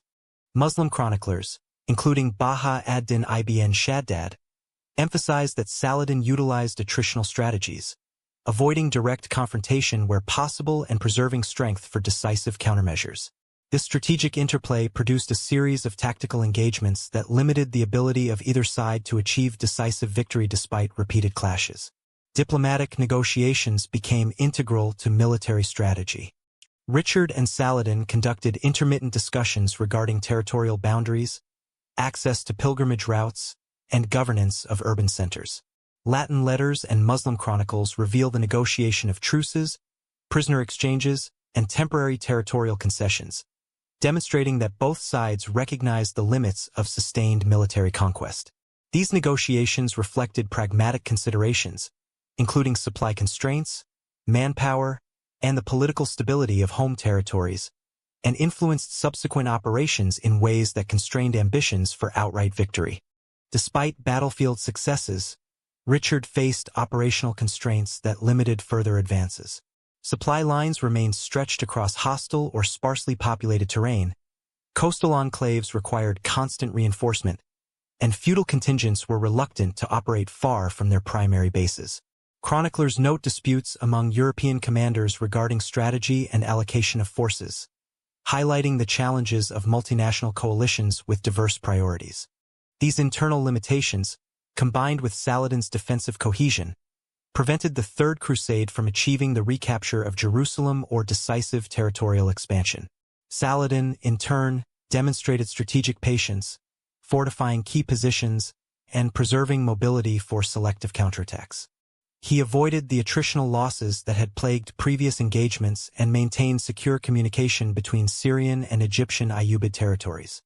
His approach, documented in both Latin and Muslim chronicles, emphasized the integration of territorial defense, urban fortifications, and local political alliances, effectively neutralizing the numerical and technological advantages of the European crusaders. The resulting campaign produced a stalemate. Neither side achieved its principal objectives, and prolonged sieges, battles, and attritional operations drained resources and manpower. Contemporary chroniclers framed this outcome as a temporary equilibrium, with territorial gains largely limited to coastal strongholds and immediate hinterlands. Acre remained under Latin control, Jaffa was reinforced, and some inland towns exchanged hands, but Jerusalem itself remained under Ayyubid authority. This balance underscored the limits of European expeditionary warfare in the Levant and the strategic advantages of centralized regional governance. The Third Crusade also illustrates the evolving nature of crusading objectives. While initially framed as a campaign to recover Jerusalem, military, logistical, and political realities shifted priorities towards securing supply lines, maintaining strategic footholds, and negotiating coexistence with a capable opponent. Letters from Richard and Philip emphasize the importance of defending acquired territories, protecting pilgrims, and ensuring continued influence rather than achieving outright conquest. The divergence between original religious political aims and operational realities reveals the complex interplay between ideology, strategy, and practical constraints in medieval warfare. Finally, the campaign highlighted the interdependence of military operations, diplomacy, and logistics. Success in individual battles did not translate into strategic dominance, and both Latin and Ayyubid forces adapted to the limitations imposed by geography, supply networks, and seasonal conditions. The stalemate established patterns for subsequent crusading campaigns, emphasizing that long-term objectives required more than battlefield victories. They depended on sustained administrative presence, secure lines of communication, and negotiated agreements that recognized the balance of power. A crusade against Muslims destroyed a Christian empire, revealing how political ambition and financial pressure could divert religious warfare into fratricidal conflict. The Fourth Crusade, initially called by Pope Innocent III in 1198 to recapture Jerusalem, evolved into an expedition marked by financial constraints, political intrigue, and strategic misdirection. Latin chroniclers, including Geoffrey of Villehardouin, described the logistical challenges faced by the Crusaders. Funding, recruitment, and maritime transport were insufficient for the planned campaign to the Levant. Crusader leadership contracted the Venetian Republic to provide a fleet capable of transporting tens of thousands of troops, yet the Crusaders could not meet the full financial obligations, creating immediate dependence on Venetian negotiation and influence. Venice leveraged this vulnerability to redirect the crusade toward alternative targets, beginning with Zara, Zadar, in Dalmatia, a Christian city under Hungarian authority. Chroniclers note that the siege of Zara in 1202 was controversial. Papal excommunications were threatened but not immediately enforced. This initial diversion demonstrated the fragility of Crusader authority when military, financial, and logistical constraints intersected. The siege revealed the extent to which external actors, here Venice, could manipulate crusading objectives for economic and political gain. The diversion to Constantinople emerged from a complex combination of internal Byzantine politics and financial indebtedness. Alexios IV Angelos, son of the deposed Emperor Isaac II, approached the Crusaders with an offer of support, military assistance, financial recompense, and submission of the Orthodox Church to papal authority in exchange for restoration to the throne. Latin sources detail these negotiations, while Byzantine chroniclers, including Nicetas Choniates, record internal opposition to Western intervention. Alexios IV's appeals provided the Crusaders with both a pretext and a financial incentive to redirect operations, fundamentally altering the campaign's strategic focus. The siege and eventual sack of Constantinople in April 1204 was unprecedented in scale and consequence. Crusader forces, equipped with Venetian siege engines, naval support, and combined contingents from Western Europe, overcame the city's formidable defenses after prolonged blockade and tactical breaches of walls and gates. Archaeological evidence and contemporary accounts describe extensive destruction of palaces, churches, and civic infrastructure. Latin chroniclers emphasize the systematic looting, while Byzantine accounts underscore the cultural and human toll, including mass casualties and forced displacement of the city's population. The political outcome of the Fourth Crusade was the establishment of the Latin Empire of Constantinople, with Baldwin of Flanders installed as emperor. Traditional Byzantine institutions were dismantled or subordinated, and Western feudal structures replaced local governance. Churches and monastic communities were placed under Latin control, and Byzantine bureaucratic systems were partially preserved to facilitate administration. Documents preserved in Venetian and Latin archives indicate that the redistribution of wealth and administrative positions favored Western elites, often at the expense of local populations, exacerbating social and economic disruption. The Fourth Crusade illustrated the vulnerability of religious legitimacy to strategic opportunism. While initially framed as a campaign against Muslim-held Jerusalem, the expedition's diversion against a Christian polity eroded papal authority, undermined moral justification, and fractured unity among crusaders. Letters from Innocent III, who disapproved of the attack on Zara and Constantinople, emphasized the tension between religious sanction and military pragmatism, highlighting the limits of centralized papal control over independent noble contingents and external allies such as Venice. The broader consequences for the Eastern Mediterranean were profound. The Latin Empire's establishment created competing polities in former Byzantine territories, including the Empire of Nicaea, the Despotate of Epirus, and the Empire of Trebizond. These successor states maintained Byzantine traditions while contesting Latin authority, prolonging regional fragmentation. Latin holdings remained dependent on Venice for maritime logistics, trade, and fiscal support, demonstrating the intertwining of economic leverage with political control.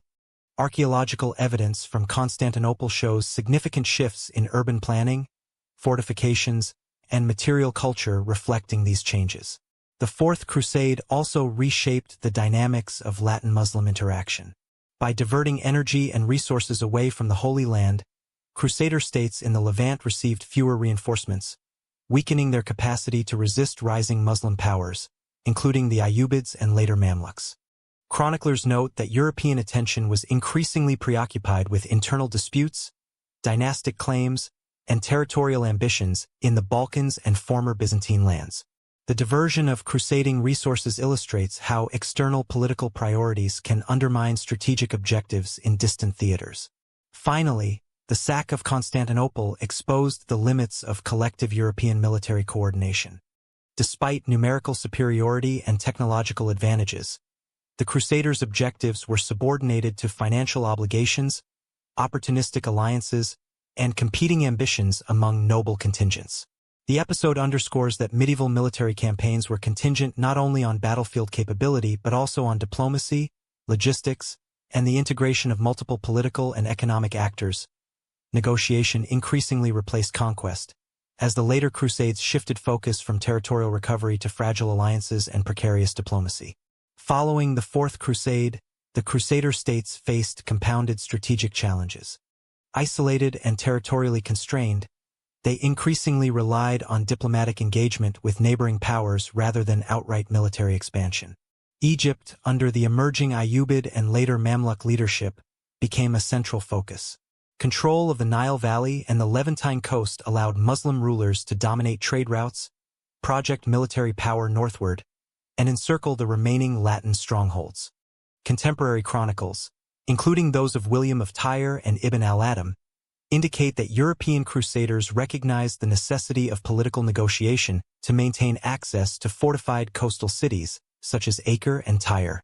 The Fifth Crusade, 1217 to 1221, exemplifies this strategic shift. Initially launched with the aim of seizing Jerusalem, it redirected operations toward Egypt as a means to undermine the Ayyubid dynasty's capacity to support the Levantine front. Latin forces, supported by papal initiatives and European levies, captured the port of Damietta in 1219. Crusader sources describe early successes in siege operations and fortification construction. However, logistical difficulties, disease, and overstretched supply lines hindered sustained operations inland. Ayyubid resistance, coordinated under Al-Kamil, coupled with strategic flooding of the Nile, forced the Crusaders into retreat. Contemporary Egyptian chronicles document the careful use of terrain, irrigation systems, and local knowledge to neutralize a numerically superior adversary.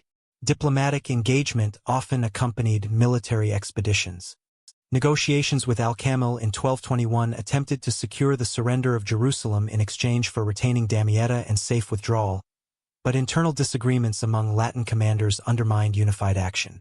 Papal correspondence emphasizes the tension between strategic caution and religious imperatives, highlighting the complex interplay between military objectives, political hierarchy, and local realities. The failure to achieve lasting gains in Egypt reinforced the limits of expeditionary warfare and foreshadowed a growing reliance on negotiation and temporary truces. Subsequent crusades, including the 6th, 1228 to 1229, and 7th Crusades, 1248 to 1254, continued this pattern of mixed diplomacy and selective military engagement. Frederick II's 6th Crusade, for example, achieved the peaceful handover of Jerusalem through treaty rather than battle, illustrating the increasing role of political negotiation. Contemporary records, including imperial correspondence and papal bulls, emphasize Frederick's reliance on legal claims, dynastic leverage, and treaty enforcement, rather than direct conquest. While the treaty temporarily restored Latin access to the city, it did not secure surrounding fortifications, limiting strategic impact and highlighting the fragility of diplomatic gains in the absence of sustained military presence.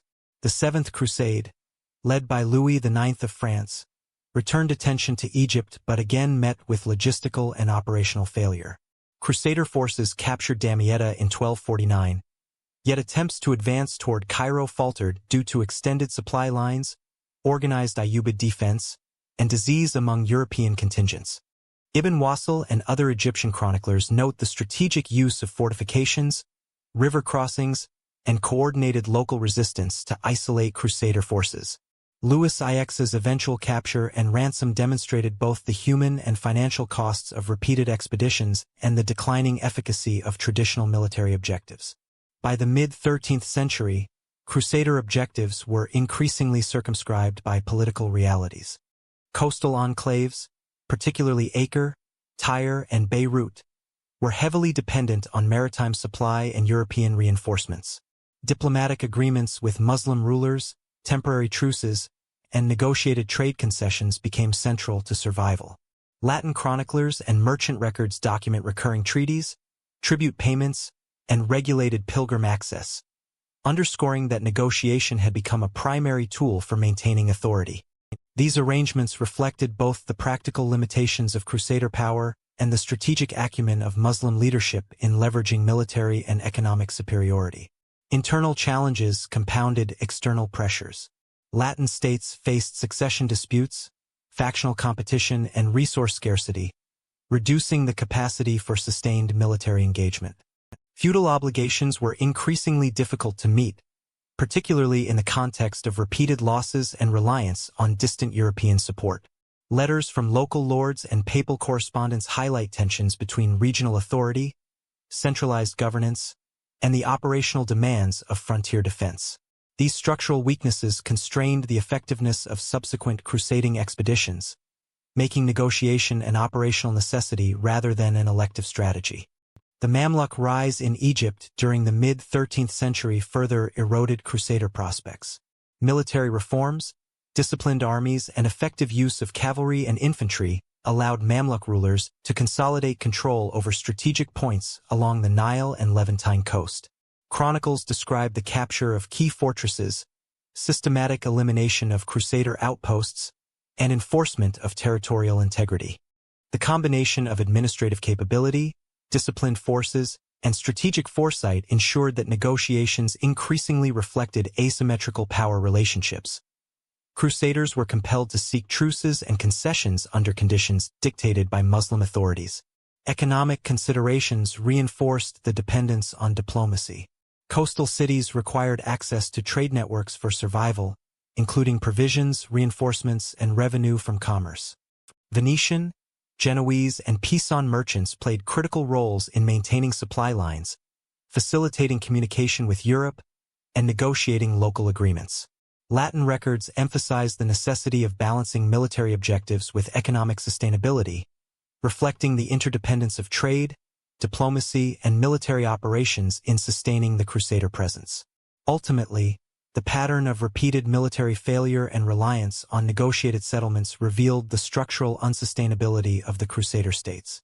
Diplomatic measures temporarily preserved access to key cities, yet the inability to secure inland territories, enforce continuous control, and maintain reliable reinforcements from Europe highlighted fundamental vulnerabilities.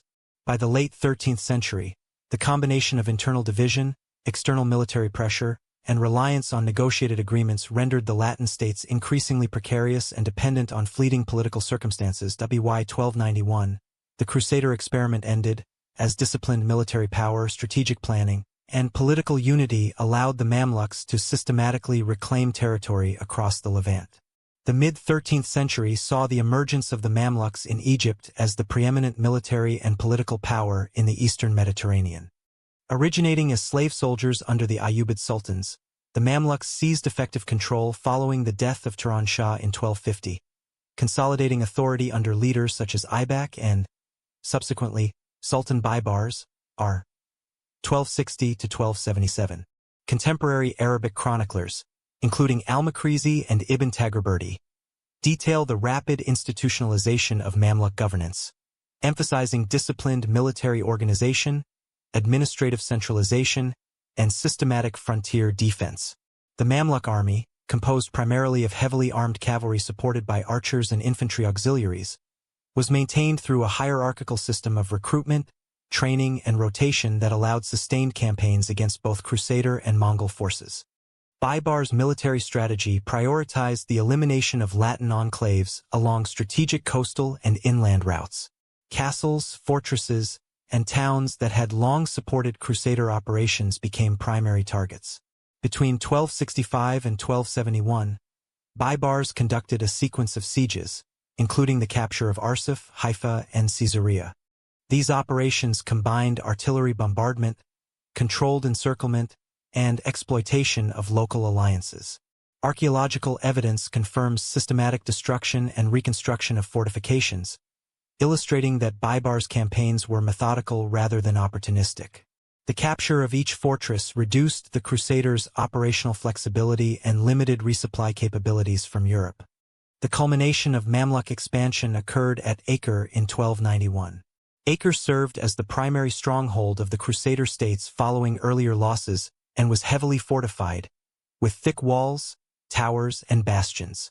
Sources, including chroniclers from both Latin and Arabic perspectives, describe a protracted siege in which Baybar's successors utilized combined arms tactics, artillery, and psychological operations to compel surrender.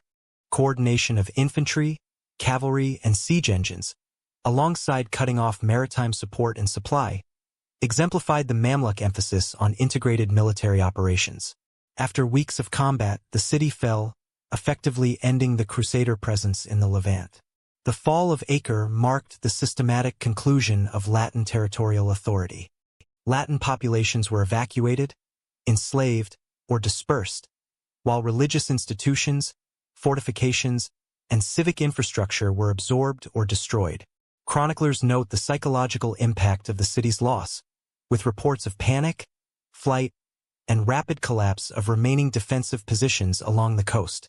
Mamluk records emphasize administrative integration of former Crusader lands, indicating that reconquest was not merely military, but also political and economic, consolidating governance across the Levantine frontier. Mamluk expansion was characterized by both strategic foresight and institutional stability.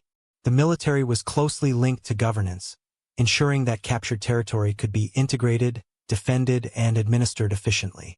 Fortresses were garrisoned systematically, roads and supply lines were maintained, and urban centers were incorporated into existing bureaucratic networks.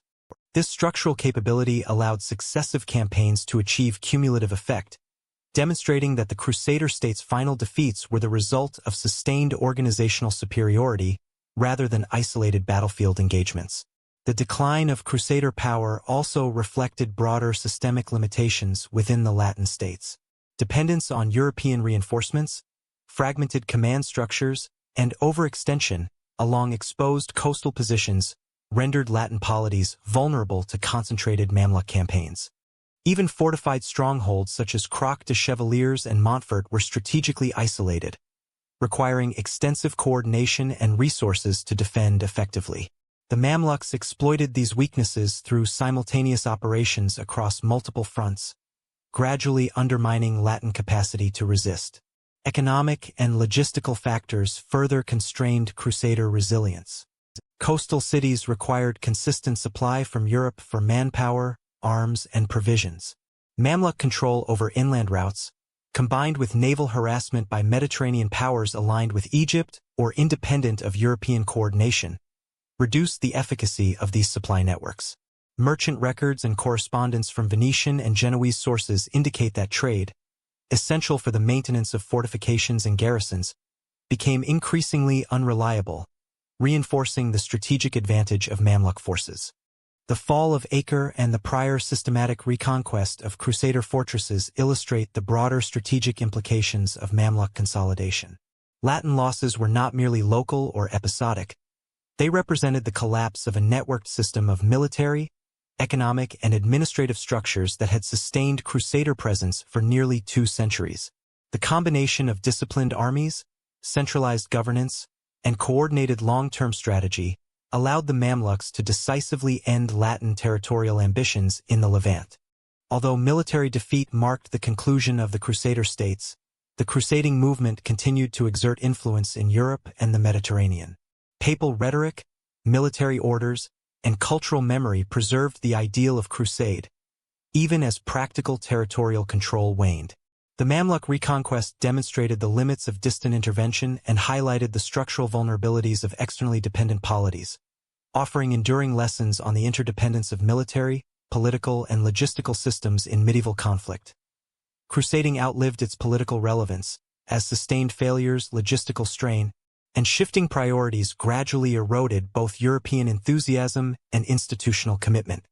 By the late 13th century, the concept of crusading had shifted from active territorial conquest to symbolic, often rhetorical, devotion. Successive failures in Egypt, Syria, and the Levant demonstrated the limits of European intervention. Latin chroniclers, including the later continuations of William of Tyre and the Annals Stadenses, note declining recruitment, inconsistent financing, and dwindling participation by both nobility and commoners. Crusading no longer guaranteed tangible territorial gains, undermining the incentive structures that had motivated earlier campaigns. Institutional fatigue played a central role in this decline. Military orders such as the Templars, Hospitallers, and Teutonic Knights remained operational but increasingly focused on defensive operations, maritime trade, and local governance rather than offensive campaigns.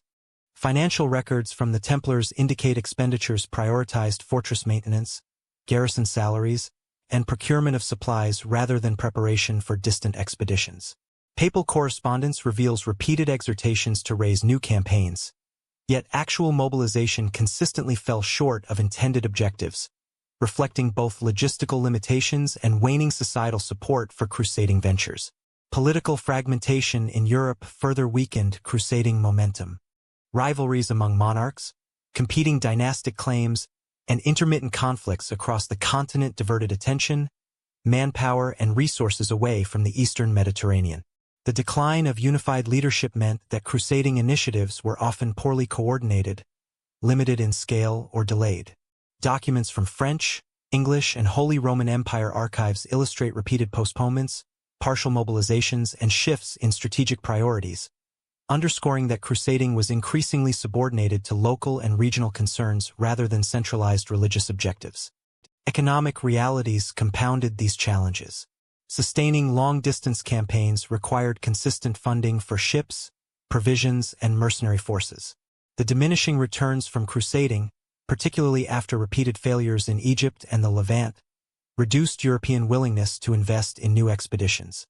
Merchant records from Venice and Genoa indicate that trade increasingly replaced conquest as a mechanism for influence in the eastern Mediterranean. Coastal fortresses depended not on expansionist campaigns, but on negotiated arrangements with Muslim polities and commercial partnerships to ensure survival, marking a shift from military initiative to pragmatic diplomacy. Intellectual and theological engagement with crusading also evolved. While the papacy continued to frame expeditions as penitential obligations, sermons and treatises increasingly emphasized spiritual rather than territorial rewards. Chroniclers such as Matthew Paris and canonists like Hostiensis debated the efficacy of crusade, questioning whether repeated failure reflected divine judgment, insufficient discipline, or structural inadequacies. This intellectual reflection contributed to a broader sense that crusading, while morally sanctioned, had limited practical impact on the political and military landscape of the eastern Mediterranean. Waning popular enthusiasm is evident in the demographic composition of later expeditions. Peasant and urban levies, which had fueled early campaigns such as the People's Crusade, were largely absent. Nobility participated primarily when compelled by papal sanction or political expedients, often prioritizing dynastic interests over religious objectives. The reduced scale and cohesion of forces limited operational effectiveness and contributed to the increasing reliance on diplomacy and negotiated settlements rather than outright conquest. Despite these challenges, the symbolic and institutional structures of crusading persisted. Military orders maintained training, fortifications, and logistical networks. Papal authorities continued to issue indulgences and exhort military action, and European chroniclers preserved the narrative of Christian expansion into the Levant. These residual structures sustained the ideology of crusade in cultural memory and political discourse, even as practical implementation declined. This divergence between ideological persistence and operational incapacity illustrates the long-term transformation of crusading from a territorial enterprise into a ritualized, institutionally managed concept. Ultimately, the decline of crusading ideology was inseparable from the collapse of the Crusader states themselves. Military defeat, political fragmentation, economic constraint, and institutional fatigue combined to render crusade increasingly impractical. Latin Christians retained a conceptual commitment to the defense of the Holy Land, but strategic action was circumscribed, focusing on negotiation, coastal defense, and limited expeditionary operations.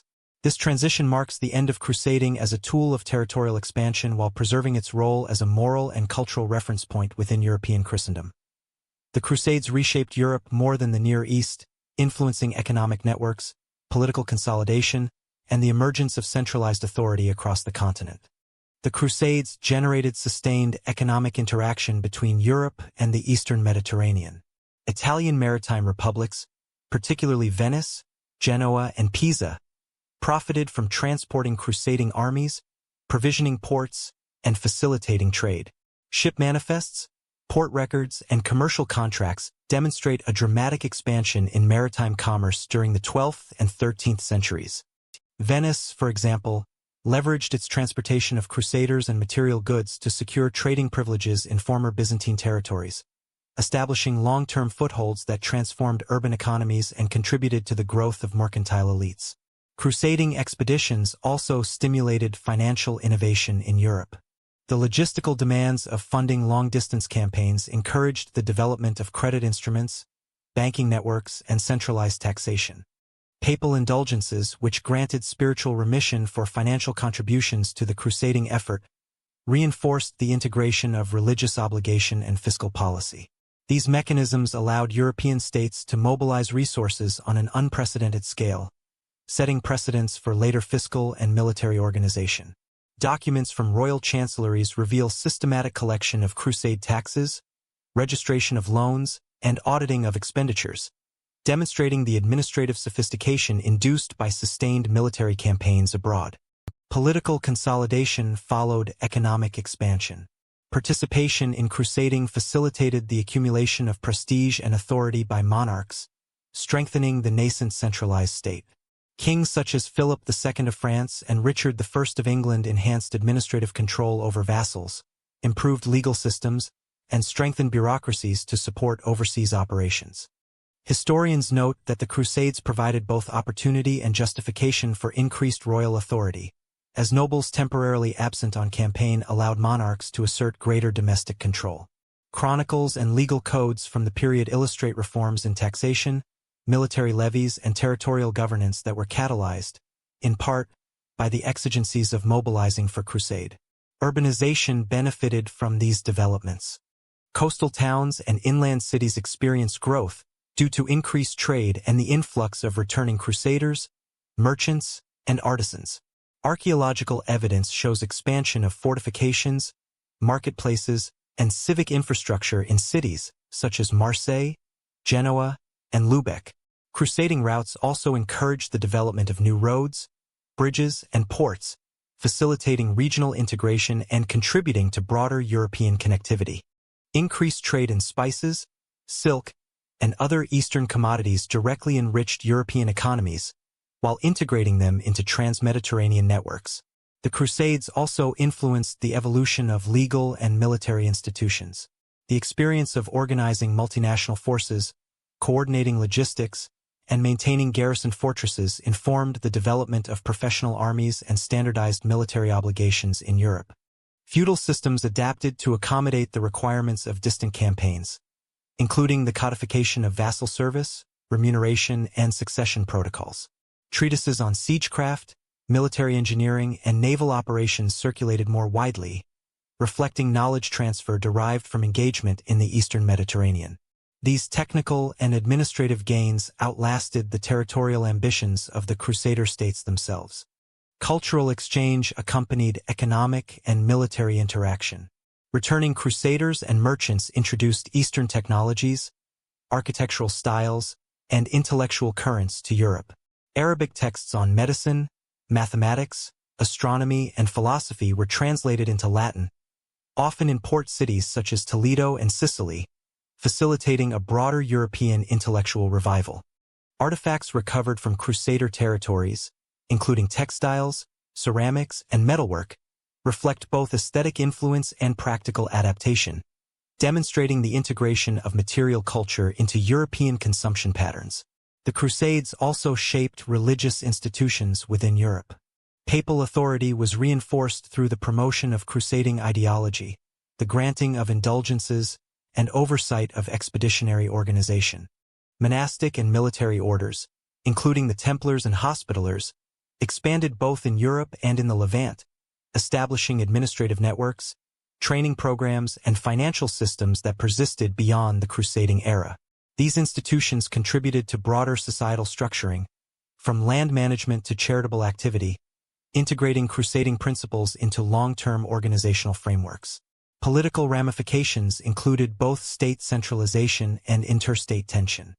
Monarchs leveraged crusading prestige to consolidate domestic control, yet competition for influence abroad sometimes intensified rivalries between European powers. Diplomatic correspondence, treaties, and alliances reflect both cooperation and conflict stimulated by overlapping interests in crusader mobilization, financing, and trade. This dynamic highlights the double-edged nature of crusading as a catalyst for state formation. While it reinforced internal authority, it also introduced new avenues for external contention. In sum, the Crusades facilitated the integration of Europe into a wider economic and political system. Maritime trade, financial innovation, centralized authority, urbanization, and intellectual exchange collectively reshaped the continent. While the immediate territorial objectives of the Crusader states were ultimately unsuccessful, the European consequences endured, establishing structural foundations for subsequent medieval statecraft, commerce, and cultural development. Victory brought consolidation, not peace, as Islamic and Byzantine polities absorbed the lessons of Crusader conflict while reshaping regional structures for the long term.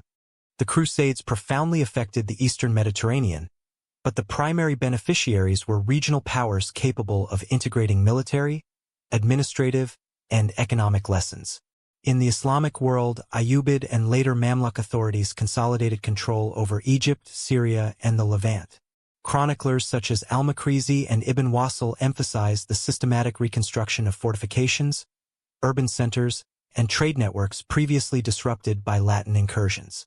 Coastal cities and inland routes were fortified, garrisons strategically distributed, and local populations reorganized under centralized governance. The Mamluk military hierarchy, emphasizing discipline, rotation, and elite cavalry, ensured that former Crusader strongholds could not be easily recaptured, demonstrating a strategic shift from reactive defense to proactive territorial consolidation. The collapse of the Crusader states reinforced the political centralization of Islamic authorities. Saladin's successors maintained administrative continuity, codifying taxation, judicial oversight, and provincial governance. Revenue from commerce, agriculture, and pilgrimage routes enabled sustained investment in military infrastructure and urban development. Egyptian ports such as Alexandria and Damietta flourished, serving as hubs for both regional control and Mediterranean trade.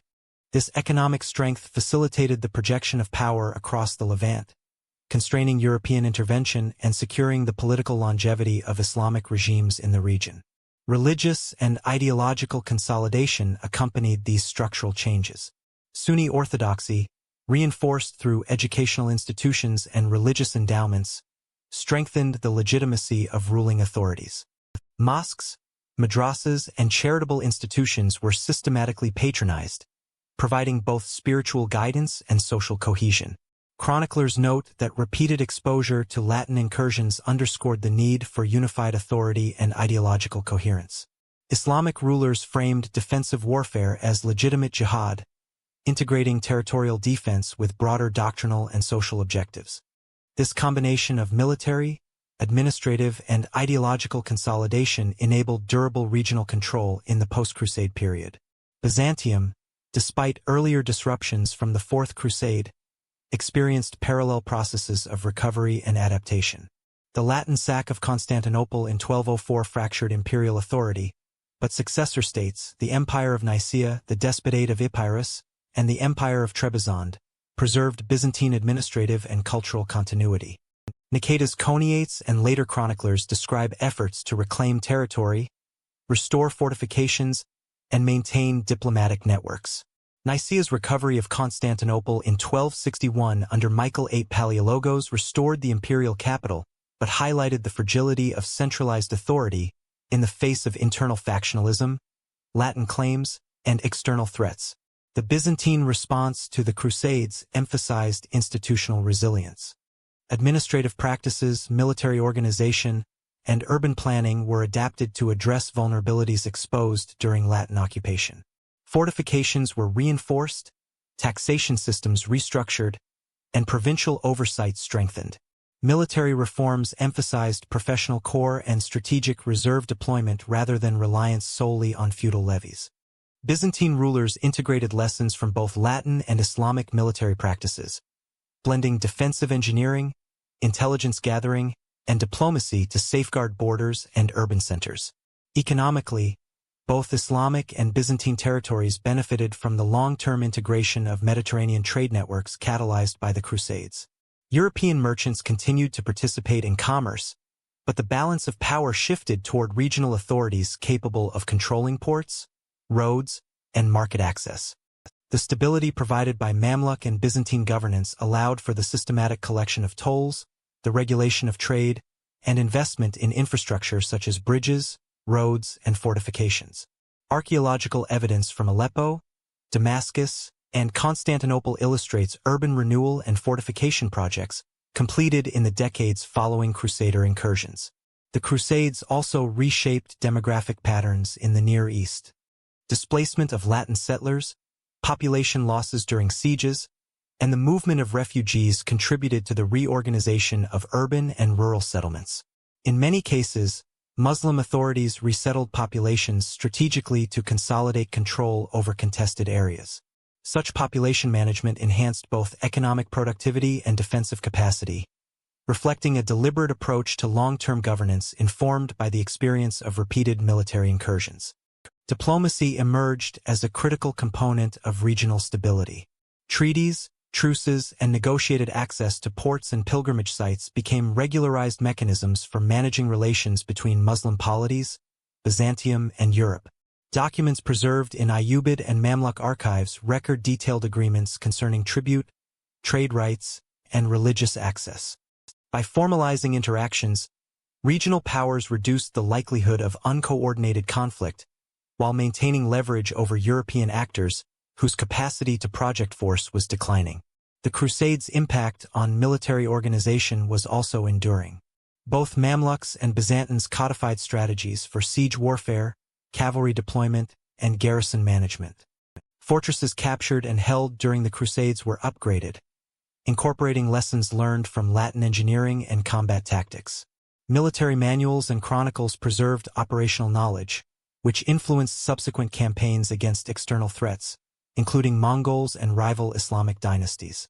This integration of practical and theoretical military learning contributed to the longevity and resilience of regional polities. Culturally, the Crusades accelerated knowledge exchange. Architectural, artistic, and technological influences traveled between East and West, although often mediated through commercial and diplomatic networks rather than occupation. Byzantine and Islamic artisans adapted Western fortification techniques, while European exposure to Eastern mathematics, medicine, and craftsmanship prompted intellectual exchange. These interactions illustrate that while military objectives largely failed for Europe, the Crusades facilitated multidirectional cultural and technological transmission across the Mediterranean. Finally, the stabilization of Islamic and Byzantine regions following the Crusades demonstrates the principle that military victory does not inherently produce lasting peace. Recurrent conflict, internal consolidation, and strategic adaptation shaped political and economic trajectories more decisively than initial conquest. Both regions leveraged experience, institutional continuity, and integrated administration to absorb the shocks of Latin intervention and strengthen resilience against future European ventures. The meaning of the Crusades changed with every generation, as chroniclers, clerics, and later historians recast events to serve contemporary political, religious, and cultural priorities. Medieval interpretations of the Crusades were closely tied to the immediate experiences of participants and observers.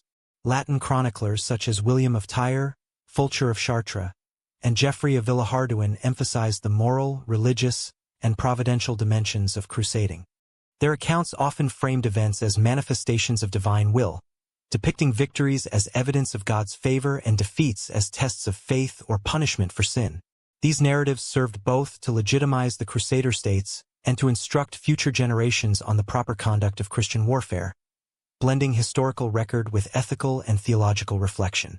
Similarly, Byzantine chroniclers provided distinct perspectives on the Crusades, emphasizing Latin opportunism, political disruption, and cultural contrast.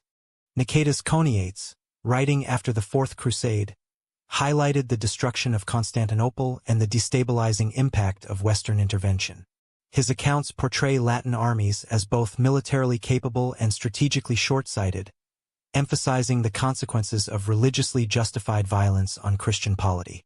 Byzantine perspectives reinforced the notion that the Crusades were not universally accepted as righteous, revealing how historical interpretation was shaped by political and cultural positioning. In the Islamic world, chroniclers such as Ibn al-Athir, Ibn Wasil, and al-Makrizi framed the Crusades in terms of defense, jihad, and territorial integrity. Islamic narratives emphasized the resilience and adaptability of local powers, highlighting strategic victories and administrative reforms that preserved Muslim control. The capture of key Crusader fortresses, repulsion of invasions, and consolidation of Mamluk authority were depicted as both religiously justified and politically prudent, underscoring a different conceptualization of legitimacy and historical meaning. These accounts often recorded logistical, tactical, and diplomatic details alongside moral commentary, reflecting the integration of scholarship, governance, and military history. As centuries progressed, the Crusades became a lens through which later European societies interpreted their own political, religious, and cultural identity. During the High and Late Middle Ages, chroniclers and preachers invoked crusading memory to inspire participation in regional campaigns, justify papal authority, and reinforce social cohesion. the historiographical emphasis shifted from recording events to shaping collective memory, using selective narratives to legitimize contemporary objectives. Manuscript transmission and the compilation of annals contributed to the standardization of these interpretations, often blending myth, rhetoric, and historical record. The early modern period saw a reinterpretation of crusading history through emerging national and confessional lenses. Historians in Renaissance Italy, France, and Germany emphasized the military and civic accomplishments of European leaders, often framing the Crusades as episodes of heroism, chivalric valor, and moral enterprise. These works frequently downplayed strategic failures or the perspectives of Byzantine and Islamic actors. Archival access to chronicles, charters, and administrative documents allowed historians to expand narrative scope, yet interpretation remained shaped by contemporary religious and political priorities. In the 19th and 20th centuries, modern scholarship began to emphasize critical historiography and multi-perspectival analysis. Historians such as Heinrich von Sybel, Reinhold Rohricht, and Stephen Runciman applied rigorous methods to separate propaganda from factual record, evaluating sources for bias, context, and corroboration. Runciman, in particular, highlighted the cultural and religious dimensions of the Crusades, interpreting Latin expansion as both ideologically driven and often tactically flawed. Modern approaches increasingly recognize the diversity of actors involved, the complexity of political networks, and the interplay of logistical, economic, and social factors in determining outcomes. Archaeological research has complemented textual analysis, providing material evidence for fortifications, urban development, and battlefield logistics. Excavations at Acre, Jerusalem, and Antioch offer insight into construction techniques, defensive architecture, and urban organization, corroborating and refining written accounts. Numismatic, epigraphic, and architectural evidence has also clarified the administrative and economic structures of Crusader states, allowing scholars to contextualize military and political narratives within broader systemic frameworks. Contemporary scholarship emphasizes comparative and transregional approaches. European, Byzantine, and Islamic sources are analyzed collectively to understand causal dynamics, strategic decision-making, and societal impacts. Interdisciplinary studies, incorporating environmental history, economic analysis, and demographic modeling, have highlighted the Crusades' structural consequences for trade networks, population distribution, and state formation. These perspectives reveal that the Crusades were not solely religious or military phenomena, but also catalysts for profound political, economic, and cultural transformations across multiple regions. Historiographical debates continue regarding interpretation and emphasis. Scholars differ on whether the Crusades were primarily religiously motivated, politically opportunistic, or economically incentivized. Some highlight the strategic failures and limited territorial permanence as evidence of practical irrelevance, while others emphasize the enduring influence of institutional development, maritime expansion, and cross-cultural contact. Comparative studies also stress the Crusades' differential impact on Europe, Byzantium, and the Islamic world, illustrating how historical significance is contingent upon both perspective and analytical framework. Finally, the Crusades demonstrate the inseparability of history and memory. Medieval, early modern, and modern narratives each reflect contemporary priorities while engaging with inherited texts, archaeological evidence, and cultural memory. European engagement, Islamic consolidation, and Byzantine recovery are interpreted differently depending on the historian's temporal, political, and methodological context. This historiographical evolution underscores that understanding the Crusades requires attention to both factual reconstruction and the shifting ways in which societies have conceptualized, commemorated, and deployed their memory. Before we close, take a moment to subscribe for more in-depth historical explorations and click the bell icon so you never miss a new Nightfall history documentary. If you found this journey through the Crusades illuminating, comment below with the part that surprised you most, or the event you'd like us to cover next. Your engagement helps us continue bringing the past to life with accuracy, depth, and cinematic storytelling.